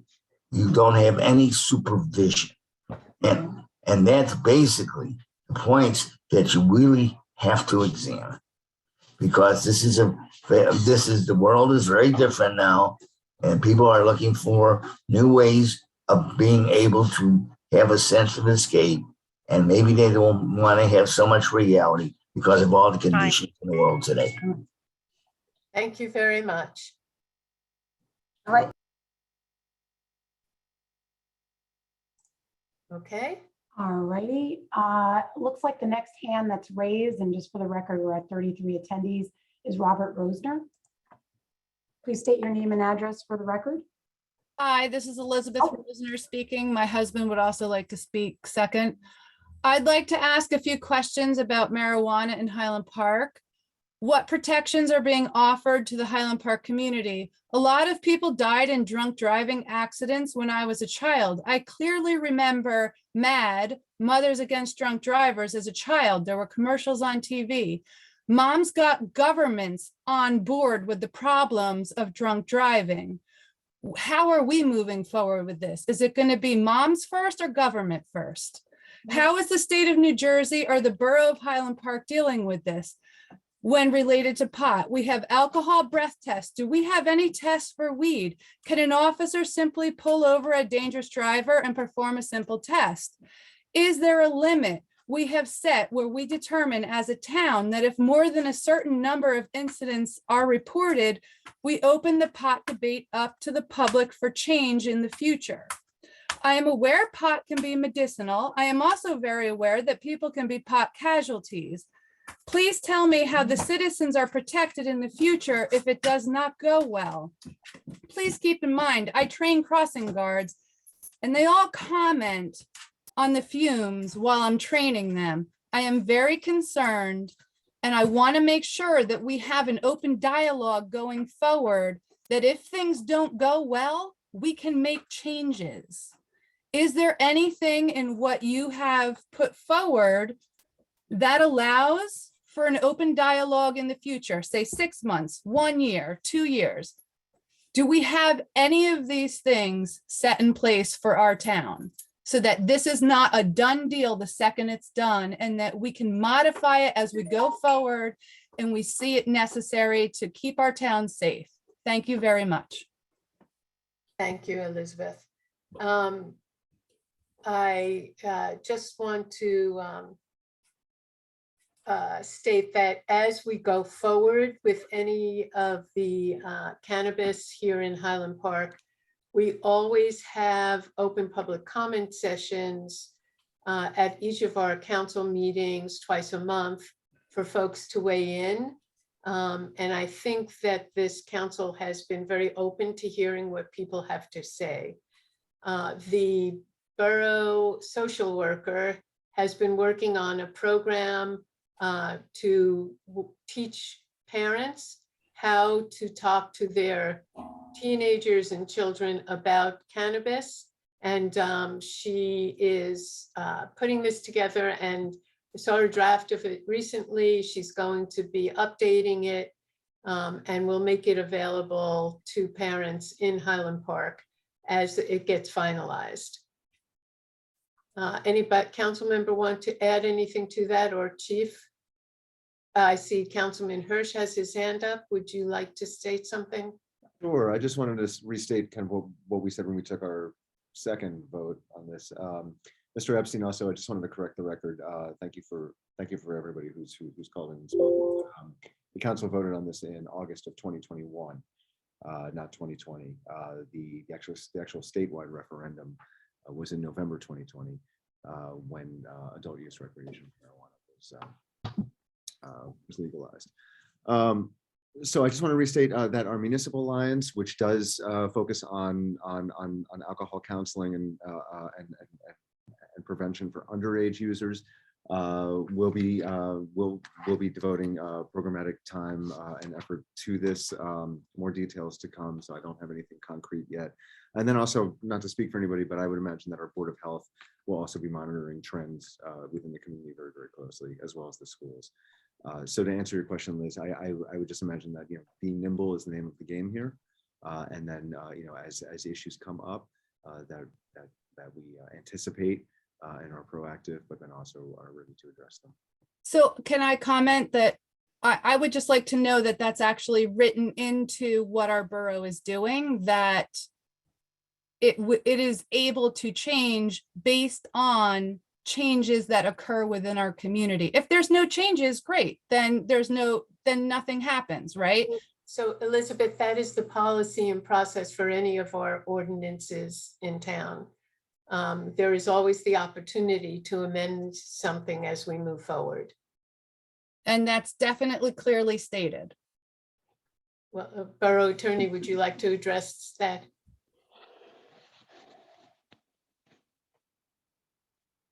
Madam Mayor, as you and Councilman Hurst indicated, the cannabis authorization was done by ordinance and it can always be amended or changed. That's the law in New Jersey. Thank you. Okay, Terry, are there any other speakers? I was hoping to Oh, get. sorry, Rob. That's okay. I just wanted to bring up something completely unrelated to anything that's been talked about probably ever. But I just wanted to put it on the agenda for something the town maybe could consider. Hopefully it would not be something the town would have to pay for, but just advocate. And that is a sound barrier wall along Route 18 between Route 18 and the river. There is a lot of, as you know, traffic noise is a stressor. And in large areas of town, the traffic noise is actually pretty loud. The river, the sound just carries quite right across the river pretty loudly. And so if there was a way that the town could at least lobby the state DOT to consider a sound barrier wall, and where it could go along Route 18, and because the fact is New Brunswick City is sort of right behind it on the other side, and the sound bounces right off the buildings, and especially under where it goes underground for a little bit, but it's open on the riverside. So I would just hope that if there's some way that as a borough we could collectively say, yeah, we'd like to push the state to at least consider that. I would volunteer as a citizen in town to try to help do something in that regard. But I know that there's many important things going on, and there's probably never an appropriate time to bring something like this up, but I wanted to. So that's it. I appreciate that, Rob. As someone who lives near the river here on the south side of town, I know exactly what you're talking about. Thank you. All right, Mayor, I see 4 hands raised. The next one is a phone number whose last 4 digits end in 6708. If you could please state your name and address for the record. Hi, this is John Bucco, 41 Byron Place, Somerset, New Jersey. Can you hear me? Yes. Yes. Okay, first I would like to say I would hope that the Highland Park Borough isn't going to allow the police to use recreational pot. My brother is a police officer in Piscataway, and he is totally against it. He's on duty 24/7, he says, and he goes, you never know when you're going to go into an emergency. And I just like to see, see how you're going to handle this. Then second, I'd like to follow up on a couple questions I asked on the April 5th meeting that were not answered. I brought up the fact that the Highland Park taxpayers are paying for the healthcare insurance premiums for the mayor and Representative Foster. I found out through public records that the amount will be about $97,810, not maybe exactly, over the last 3 years. That's a lot of money for taxpayers to see going to the two of you instead of going to the other areas in the town that might need it. And right now, the senior citizens are taking a very big hit in Medicare. So I just find it, you say you want a whole bunch of, pot shots to try to bring in money, but you could be saving the town $100,000 by not having it done. And the thing the 2 questions that I'm going to ask you are, why are the positions of mayor and Representative Foster grandfathered so residents have to pay for your health care? And the second question I have is, are you willing to stop it to save the town a lot of money? That's all I have to ask, and I'd like to hear the answer to the questions. Thank you very much. Thank you, Mr. Bucco. I'm not going to address that tonight. I do want to let you know that the entire governing body does so much work for this community as virtually volunteers, and I appreciate everything that they do. Terry, do we have another speaker? Yes, I see 3 hands. The next one's coming up as Nick. If you could just give us your full name and address for the record, please. Yeah, hi, can you hear me? Yes. Okay, perfect. Yeah, my name is Anik Avijas. I live on 412 Harrison Avenue. So I would like to speak about the pot business and what's going on in town. And I have few questions I would like to hear an answer, to get a sense for it. One is regarding the police, the second and the ruling around it. The second will be about the budget. And the third one will be about the process for the application. So regarding the police, I would like to know if the council is going to allow the Highland Park police to use recreational drugs. Several towns around have said no, and because it's a concern of safety, because they are on call all the time. And I think it's very important for our safety that they are not allowed to use drugs. So I'm gonna stop you at each one of your questions so we can answer them and go on to the next one. Perfect, thank you. And Councilwoman Foster isn't here tonight. The police department falls under her portfolio, but Chief Abrams is with us. Chief, do you want to respond to that question? Sure. When the policy came out from the state, from the actual Attorney General, in the policy, it states that you cannot discipline or hold against for any reason, whether it's promotion or hiring, any officer who uses marijuana recreationally, and it listed a bunch of regulations that the officers have to follow. It's very similar to if an officer was drinking alcohol and reporting for duty, and the things that they have to tell us and the things they have to disclose to us in the event they do get called back in an emergency and they had been using anything like that. So at this time, there's no mechanism in place, according to the AG, for a prohibition of recreational marijuana as far as police officers are concerned. And in essence, the AG is the sort of boss or supervisor of the police, correct? He's the head law enforcement person in the entire state. Now, this could change. I don't know. And the guidance we've been given is to ask our officers to refrain and to wait. But that's just guidance. It's not a rule. Okay. The rule is, as of now, they're allowed to. Thank you, Chief. And do you have another question? Yeah.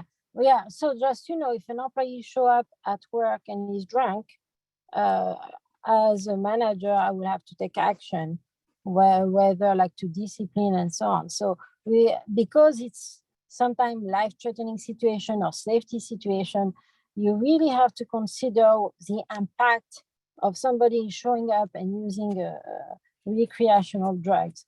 And if they show up during an emergency, what's going to be the council reaction? What's going to be, what is here in place to safeguard that they can perform the duty properly?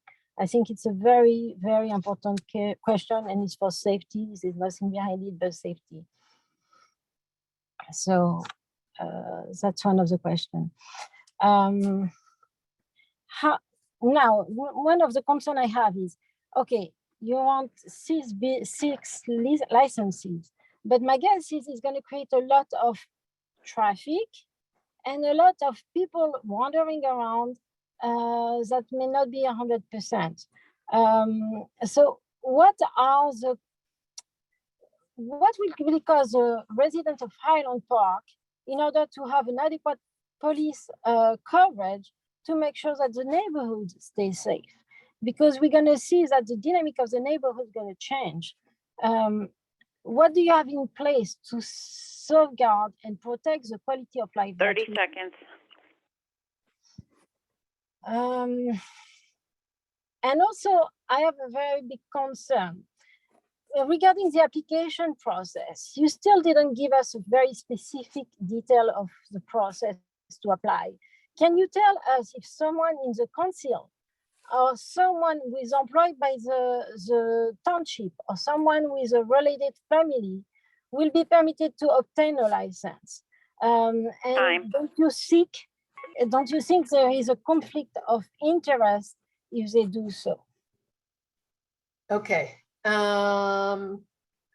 So Terry, you're the one that has been closest to this process. Would you like to explain the process for applicants?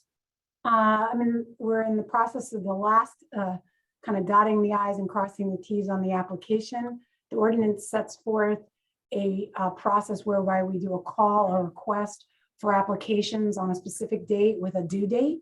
So we could collect a cohort of interested cannabis retailers or medical or a delivery service, the three uses that we permit according to our ordinance. It will be made available to the business community that might be interested, but also to the general public on our website for review. Sets forth a pretty rigorous application that tries to kind of build off of what the state's doing, but not repeat that. We'll have an internal review committee that evaluates each application in accordance with, and by internal, I mean staff members and consultants to the borough that will review each application, give it a score in accordance to the criteria. The criteria will be made available as part of the application when it's made public. And then each application, the scores will be averaged and each given a point score. In order to qualify, you must get at least 80 points. So like you got to get a B on your test, you got to get a B.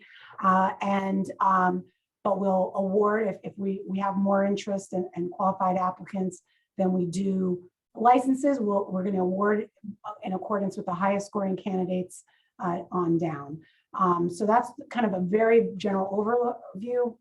Once that committee kind of identifies the qualified candidates, they'll make a recommendation to council, at which point the council would issue a resolution if it's an agreement of local support.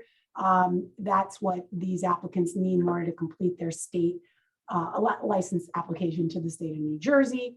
If they get their license from the state of New Jersey, then they would have to come back to the borough and we would then proceed from that point on. So the application will be available on the website once it's final and public. We haven't shared it with any applicants and we're not sharing it until we're sure we're final with it.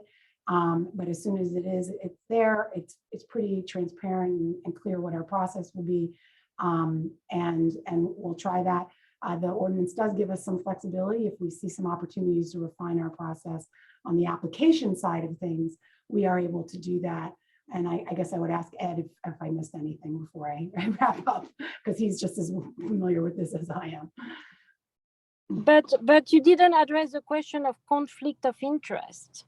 How do you determine and assess that? Ed, I'll turn that over to you. What would be a conflict of interest and how would it be handled? Well, the conflict of interest may occur when one or more people apply for the license. And let's say that they have a relative that works for the borough. And that individual, that applicant may not qualify and there may be a conflict.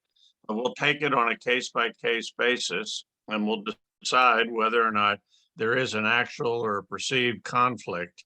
And if there is, then the borough would disqualify an applicant and to make sure that there was never a conflict of interest. So that means there will be in the questionnaire disclosure about connection between family, council, and stuff like that, right? That's part of the application process. As our administrator indicated, there's an elaborate application form which follows a very detailed ordinance. So we will learn going through the process whether or not there's a conflict. And if there is a conflict, we will address it as we always do under the local government ethics law. And Councilman Hirsch, you had your hand raised. I just wanted to, I didn't want to get out in front of this, and I'm sorry, Councilman Hale, because I don't want to speak, I don't want to step on your toes. But I think a lot of the, the application process is going to be released in a very, very careful and deliberate way where a lot of those questions will be answered. So I'm not, are we prepared to talk about the forms? No, but I think she's asking a general question, which is, would there be a conflict of interest if there were an applicant that had a family member employed by the borough. I think that's the question. I don't, you know, I didn't. I Yes, don't- correct. That's correct. Yeah. Yeah, I mean, if that happens, then it's a conflict of interest. But Well, that's why I wanted Ed to answer that question, it's Matt. very rare for that to happen. Yeah. And Councilman Hale, I know you've been waiting. By the way, your hand on my screen goes up and down. So use your real hand. All right, well, sorry. It's okay. I just wanted to clarify that as well. In addition to the local licensing process, they still have to, all applicants still have to get a state licensing process. So they, prior to getting any final approval at the local level, they have to have state approval. And Terry mentioned that, but I think that's an important aspect, that and that the state approval you know, is quite rigorous in what are the requirements, and so as is ours. So I think that the ownership structures, I think that the ability to do this will be we'll have a good idea of that prior to you know, any of this happening. So and to be honest, regular conflict of interest laws and conflict of interest procedures are in place and evident for any sort of business within Island Park, and any sort of licensing or regulation in that are very clear. So I think we are covered on multiple levels. Okay, Terry, do we have another speaker? Yes, we do. M. May, you're up next. If you could state your name and address for the record. Hi, can you hear me? Yes. Yes. Hello. Okay, it's Michelle May on South Adelaide Avenue. I have a question about the safety around our schools. I've asked that several issues be looked at, and I've gotten no response from anybody. There's several very dangerous potholes within the crosswalk on South 11th. And the drainage problem over there creates huge puddles that the children either have to walk around or they have to try and attempt to jump over them.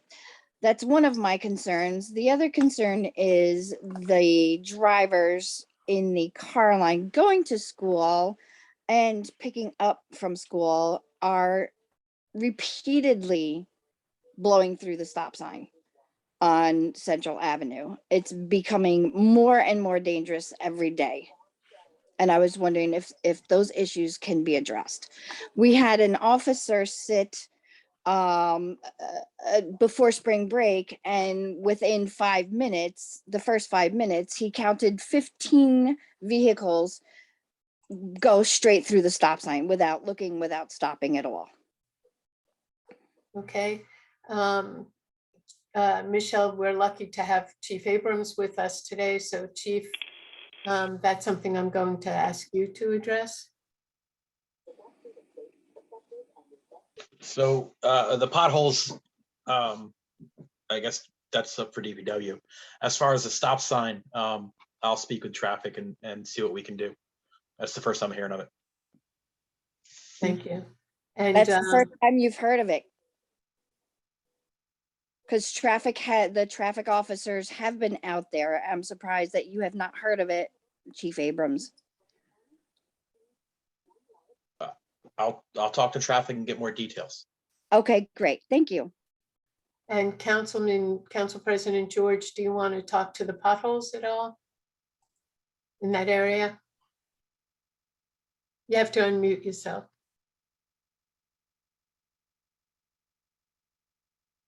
Sorry, just looking for the button. The potholes are not just a problem there, they're a problem everywhere. There specifically though, I'll raise that with Superintendent Mike tomorrow morning with regard to the location, but on South 11th. I'm just trying to check. I believe that when we were looking into it, that is not a borough repair, but I believe it's being scheduled with PSE&G, but I'll confirm that as well. Thank you. Okay, Borough Administrator, do we have any other calls? I do see 2 hands raised and we're 31 attendees, Rich, at this point. Next up is MSB FRCT. Could you please state your name and address for the record? Yeah, hi, Mary Botion, 709 Madison. And I just wanted to follow up on the comments a couple other folks made regarding the issue of Highland Park police officers using recreational, psychoactive, intoxicating marijuana products off duty. And I hope that when Highland Park gets to the point at which they feel they can address this, they'll follow the lead of Jersey City, Bayonne, Kearney, Weehawken, Woodland Park, Ocean County Sheriff's Office, Bloomfield, Toms River, and now being discussed in Newark regarding the public safety issues. Should the police officers be permitted to use these recreational, psychoactive, intoxicating products in their off-duty time? So I hope that when Highland Park deals with this issue, that they will follow the lead of these other cities and making sure that our officers steer clear of these items and that this would be the best way to keep the entire community safe. Yeah, thank you so much. Thank you, Mary. Terry? All righty, sorry. Looks like Gabrielle Wilders has her hand raised. If you could state your name and address. Gabrielle, you might, oh, there you go. Hi, my name is Gabrielle Wilders. I live at 24 Walter Avenue in Highland Park. My questions, I have 2 questions. They're pretty much brass tacks kinds of questions. Back in October, I had sent a request in on the website about concerns over downed trees behind one of our properties at 21 Walter Avenue and 17 Walter Avenue. And I believe Frank came out and determined that the trees that were downed were on borough property and that they would need to get a contractor out to remove them because they were quite large. And I had also at the same time requested an evaluation of tree limbs hanging over our power lines at 24 Walter Avenue, growing from a tree at 31 Walter Avenue. And he determined, yes, they were growing over the power lines and the borough would take care of that. So that was great. And then nothing happened. And I wrote again to the website and I got a confirmation that my email was received, but I didn't receive any further response. I wrote again a few months after that, I believe in February, asking again about those 2 areas. I got a confirmation that my email was received, but I got no response. Last week I called and I spoke with Emma because Terry was out of the office, and Emma was very responsive and said she would follow up, and called me back a few days later saying that Frank thought that the work had been done. The work has not been done, and yet another tree has fallen behind 21 and 17 Walter Avenue. And they kind of hang very precariously in those backyards. And our tenant has 2 little boys that like to play in that backyard. So I'm a little concerned about the liability issue there. Emma said that it was back on the punch list, but she had no idea when the work would be done. So my 2 issues are communications. If I could get an actual response, right? Not just an automated response that my request has been received, but also that there'd be some kind of timeline so I could tell my tenant what was going on and so we can anticipate the work being done. My concern also for the work between 24 and 30 seconds. Is about the power lines. We've had all these windstorms and we've just been lucky that nothing has happened, but the limbs are growing over the power lines and I'm very concerned about that. Very quickly, my second concern is the bike lane on Walter Avenue. It was a spray painted line many years ago and we were told that it was going to be a bike lane. The spray painted line is completely faded If it's going to be a bike lane, make it an official bike lane. Okay, thank you. Okay, so I would normally toss this question over to the borough administrator or council president, but I see Councilman Hale has his hand up. I just wanted on the bike lane, that's in the process that the owner of 31 River Road, as part of the development agreement, is promised to do that. I had a meeting with him just recently. They had been waiting for the better weather to happen, but I expect that the bike lane would be up very shortly, since they're the responsible party for it. So it's on their very, very short to-do list. So Okay, can I respond to that? My only other concern is my home is the only other house on the other side of Walter Avenue, which is a one-way street. So when I pull out of my driveway, I need to look left and right. And just literally the other day, when I was pulling out of my driveway, there was a cyclist coming up on the left. So if there can be some sort of driveway sign, that would be very helpful. I don't know if you're speaking with Brett. I speak with Brett, every now and then, Brett Townsman. I also had that conversation with him, but I just want that to be noted. Okay, thank you. Thank Borough you. Administrator, you wanted to say something? I just really briefly, I've been in discussions with our planning team on that very topic, and we actually had we're trying to schedule, we had a question for the county as it relates to kind of how it ties into River Road. So we're trying to finalize the design and basically present that to the 31 River Road development, saying this is what we want. And I think that's really good feedback, and we'll figure out a way to address that concern. Okay, can I say one more thing? Just because at the end of Walter and River, that development is actually 2 Walter Avenue now, right? It was formerly 31 River Road, but it is officially 2 Walter Avenue now. And at the end of that intersection, that walkway or that crossway, that light does not work. And there's still a lot of concern there, let me put it that way, with people walking across Walter to River.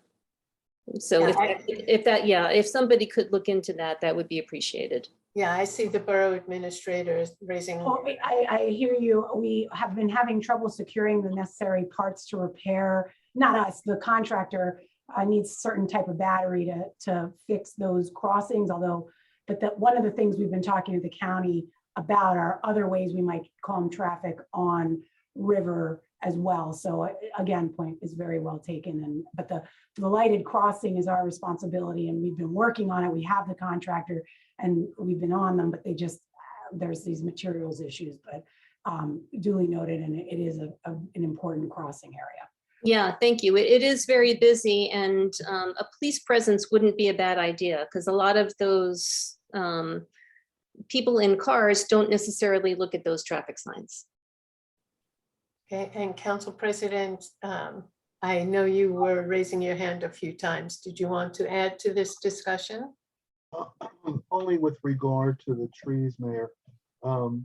We've been doing tree removal once the season reopened.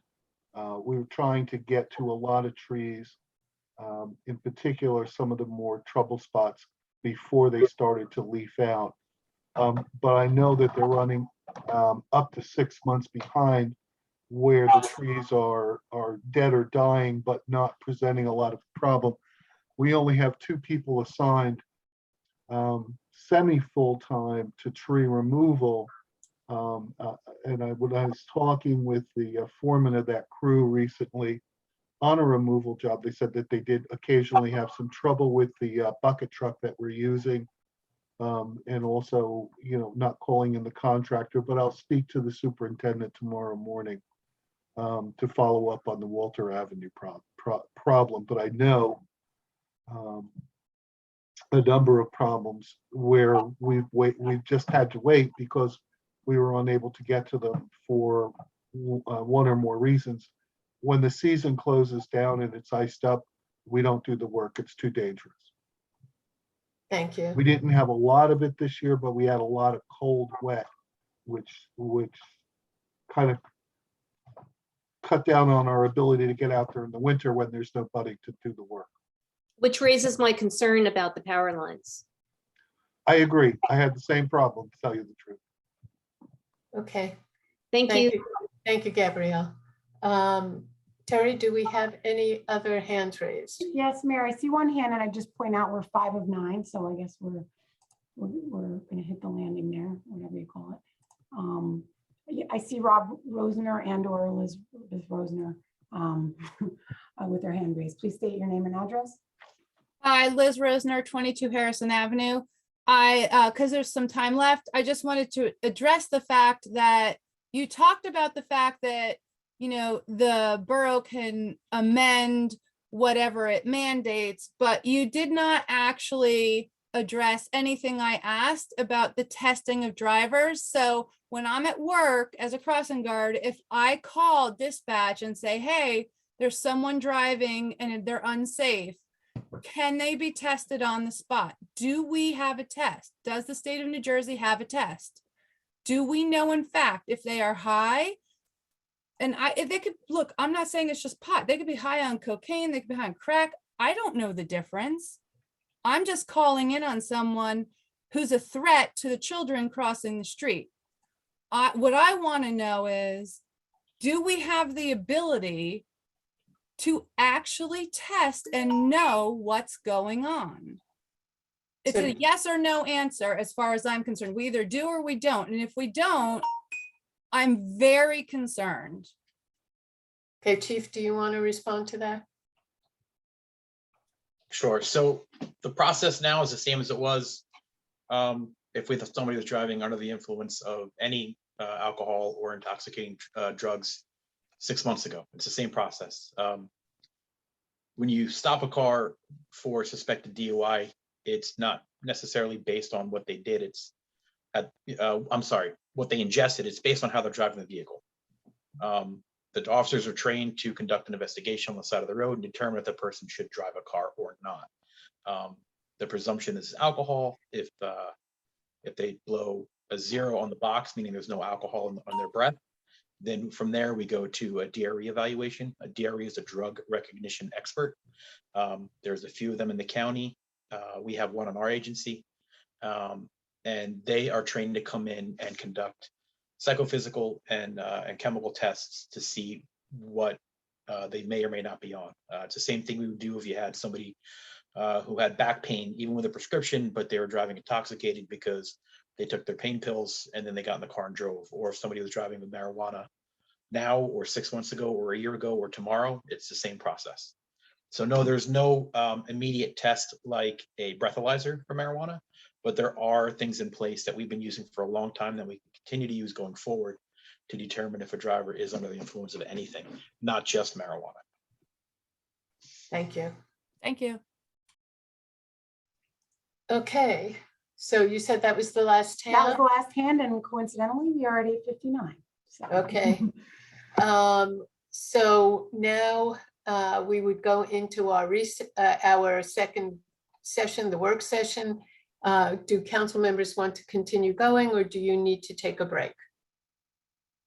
Who wants to take a break? Raise your hand. Okay, so I see 2 hands out of 4 out of 5. So I'm going to let them take a break so that they're not in discomfort as we resume. Let's come back here in 5 minutes, please. You're assuming why they need to take a break. Maybe it's Have to go potty and change a diaper. Maybe it's to check on a kid. Who knows? Discomfort. Ow, my elbow. I am in discomfort. I have. Sorry. Thank you, everyone. 5 minutes will go quickly.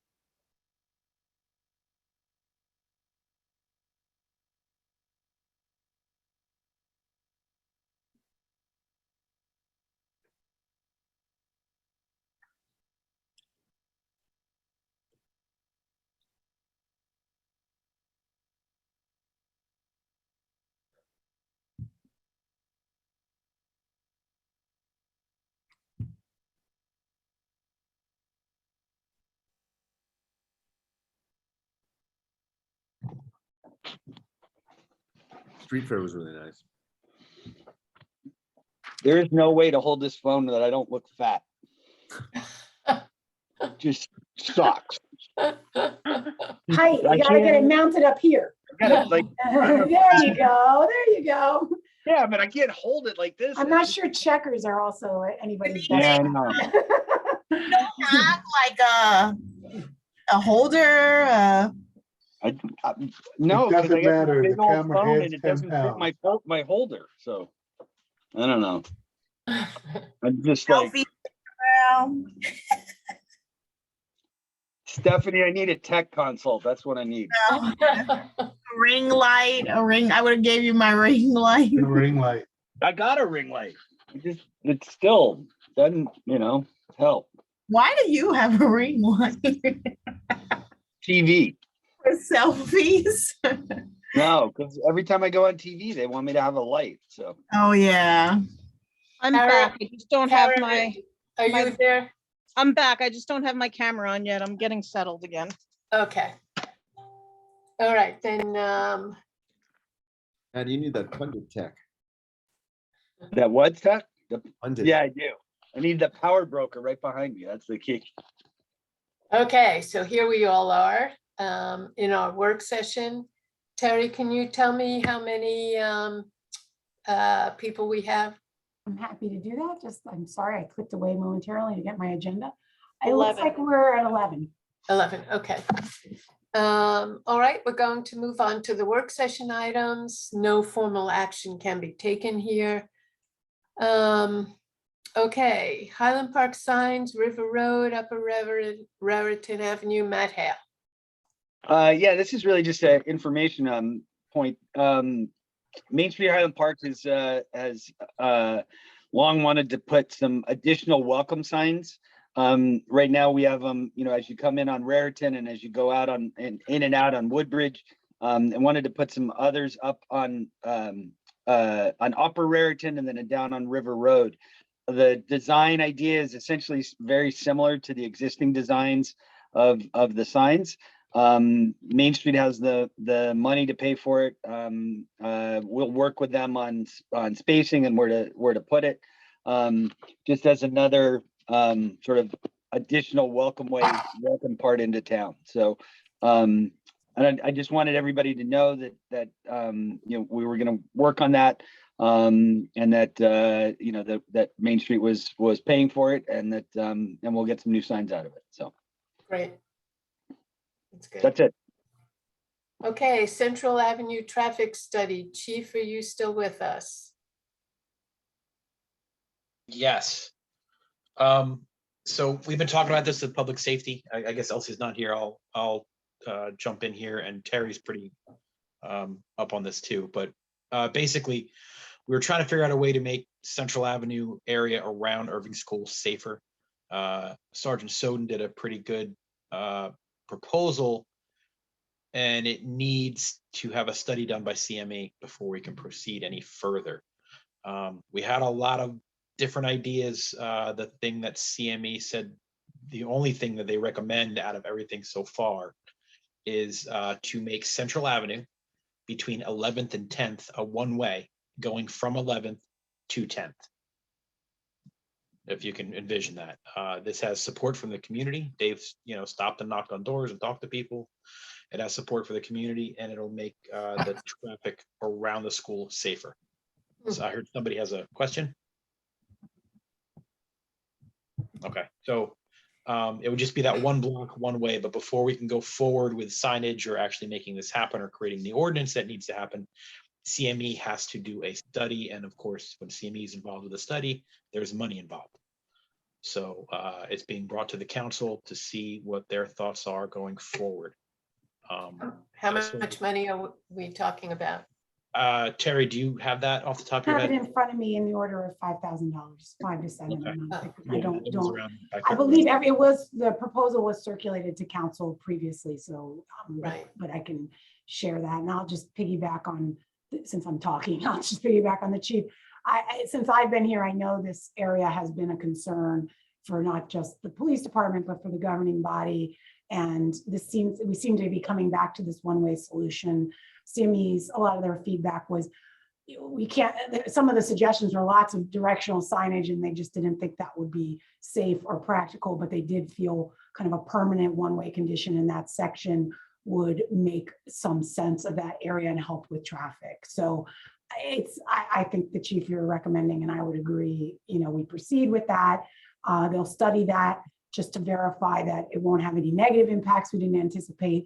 And basically procedurally, my understanding is they just then, assuming the study bears out and the proposal has merit, they can certify that and file that on record with the state DOT so that we can then make that traffic change. I don't know, Ed, if we have to actually do an ordinance or not. I hadn't thought about that as part of that, but we'll certainly have plenty of time to figure out the right mechanism before we move forward with any change.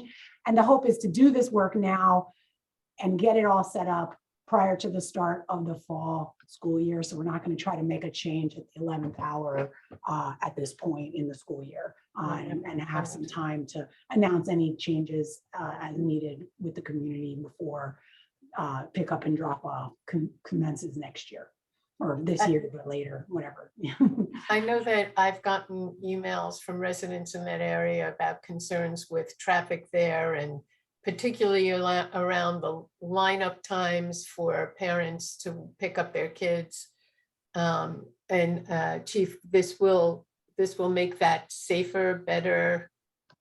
Yeah, that's the question.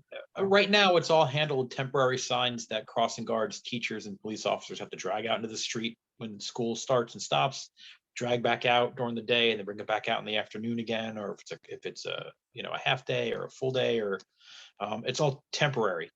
It works. It's not ideal. It could be safer, and we think this is the way to do it. Okay, so my understanding then is this, do we have the money for this in the budget? Yeah, we can do this.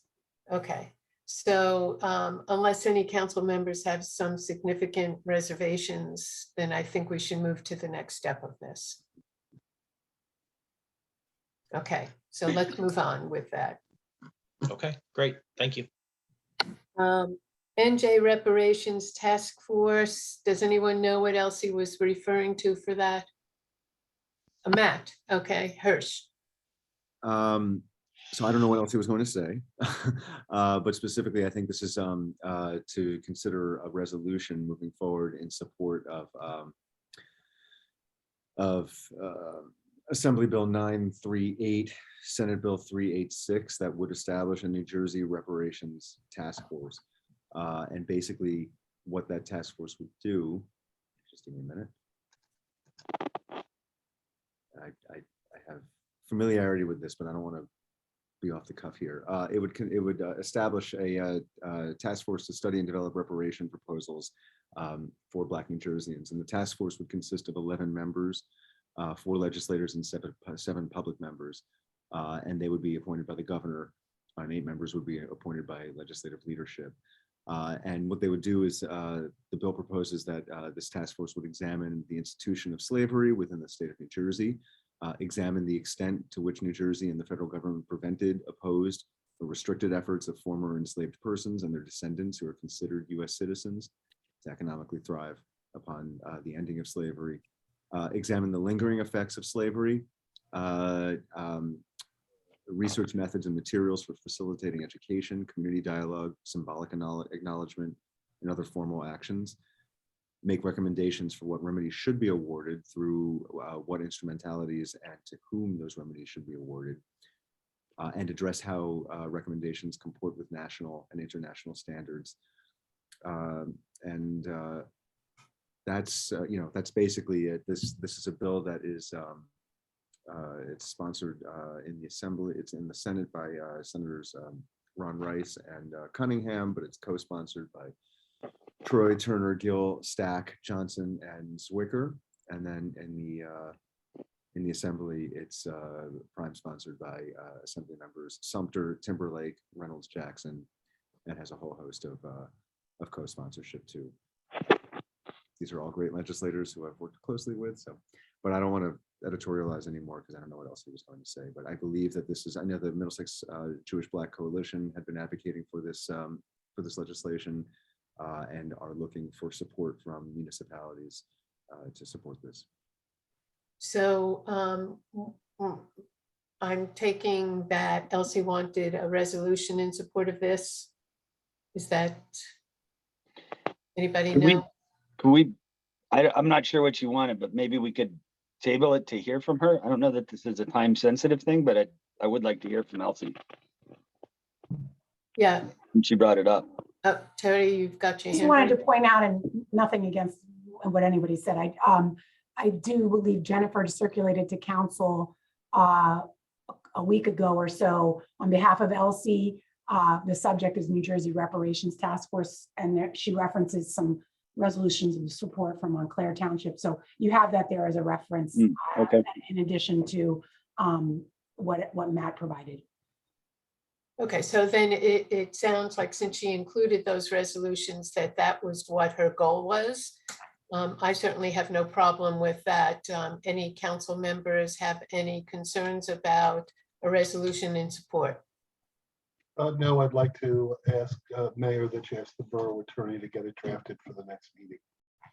Okay, so let's make sure. I would just like to hear, I mean, we can talk about a resolution at the next meeting. I would just like to have a discussion with Elsie about a little bit more about this. And is there a reason, maybe Matt, is there a timeline that you know of that is of where this is headed? My guess is nothing's gonna happen till after budget season. Is that No, right? I think they're trying to get it moving because the bill has not been moving this session.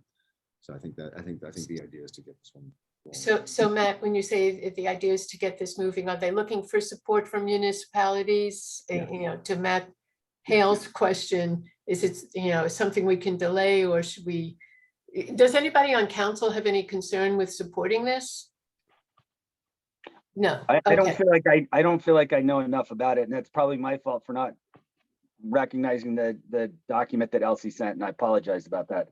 I mean, So I would. you'll have plenty of time before the next council meeting to delve into it or talk to Elsie. If there's if there is time sensitivity, if they're trying to move this forward and they need the support, and we're all in, those of us who know about it are in support of it, then I would like to get it on the agenda for the next council meeting. So It's urgent enough. pardon? It is. I mean, it's urgent, sure. Yeah, I would say so. All right. To move So fairly quickly. Matt, if you want, I'll make sure Elsie gets in touch with you so she can express her opinion with you. I know I've spoken with her. I know her number. Oh, okay. Okay, great.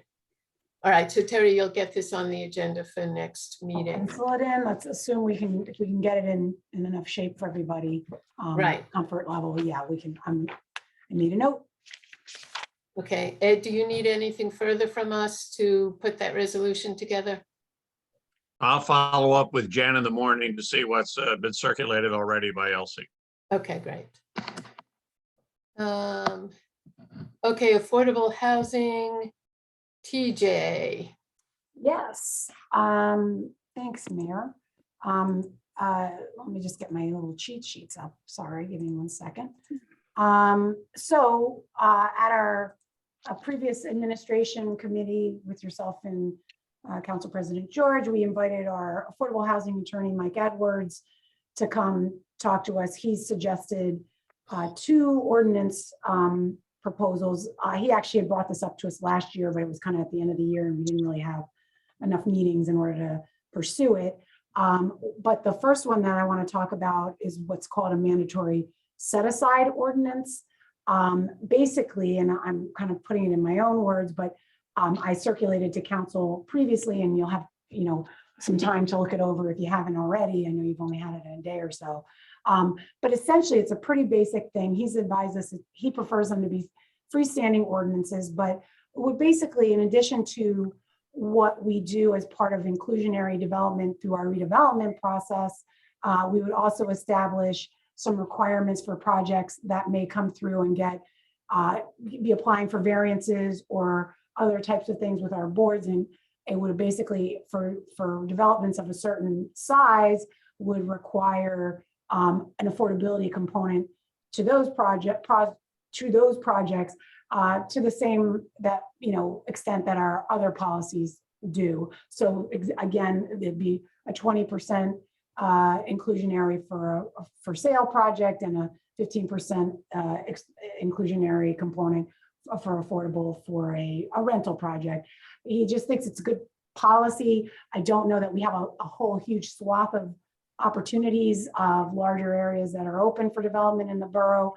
But I think, these are the things that come up, and we don't want to be caught if this is the direction the governing body would like to go in terms of having this mandatory set aside or inclusionary approach to development. It seems advisable for us to move forward with this recommended ordinance. It's something they've advised other communities they work with to consider. And certainly we would want, as kind of part of our overall compliance approach with the state's regulations, this would also just help make sure any projects that come forward through these means, not through kind of the council and redevelopment, would be inclusionary. And we would also be able to then report back to the state that we're meeting our obligations on an ongoing way.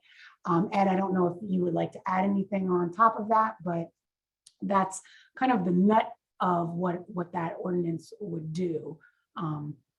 It's a good recommendation. For example, if the zoning board of adjustment gave a variance to an applicant that increased the density or the number of units they could build dramatically, they ought to give some of that towards affordable housing. And it's something in the state law we could implement. And I agree, it's a good idea. So I have a question, Ed. We have an ordinance already, I believe, that sets aside a certain number of affordable units for any development, don't we? Correct. This would not change that, would it? This would add to it. It would add In to other it, words, as opposed to other eliminating it. developments that get greater density through a board approval. And if they're going to get to build more units, they should maybe give us a part of a unit or 15% or 20% of the development. Got it. My understanding is if you go from like 5 to 10 units, then you have to do affordable housing above 5. Right. So if there's an increase in the number of units, we're going to make sure that they have an affordable component. Correct. Right now they don't. Right now, if they go from 5 units to 10 units, those 10 units could be at market rate. If there's Correct. So we're adding to the affordable housing inventory in that way. That's good. Councilman Hirsch, this is your world. Is there anything we should be aware of in this legislation? Nothing that stands out. No, Mayor. Okay. And Council President George, you were raising your hand. Just a brief question. The way that the draft ordinance that I took a look at looks like it sets the goal at 20%, regardless of whether it's rental or for sale. And the current, I guess, formula that's used in most of the litigated applications is 15 for rental, 20 for sale. Are we going to, we want to set the bar at 20% for everything? That was the recommendation from the Serenian office. I agree with that. Any other comments on this before we move it along? Okay. I think that's the last topic we had. I had a part 2 on affordable. It's more of a amendment to our existing affordable housing ordinance. Okay. In full disclosure, I actually pitched this to council last year. And Ed, when we did our ordinance amendment, somehow this paragraph got dropped in the final version and I didn't catch it. So I apologize to bring it back to you again, but essentially it would basically, even though I believe state law and case law gives the borough the ability to, at the end of the affordability period, which is typically 30 years on a development, it basically articulates the fact that the borough can basically say, we want to renew that and continue that forward. It's allowed under case law, but again, our attorney, our affordable housing attorney has advised it's better to have it also in your ordinance. So it's just very crystal clear. That's our right, and we will evaluate that when the time comes. And so I did pitch this last year, and unfortunately, we made the one set of amendments we intended to do, but that didn't make it through. So I just would like to see it through and you know, and move that forward. Okay, The change is that the 30 years, it says at least 30 years or until released by the governing body, which basically will make these units perpetual. okay, good. Okay, any other comments on the housing items on the work session? No, okay. Well, in that case, may I have a motion to adjourn? Moved.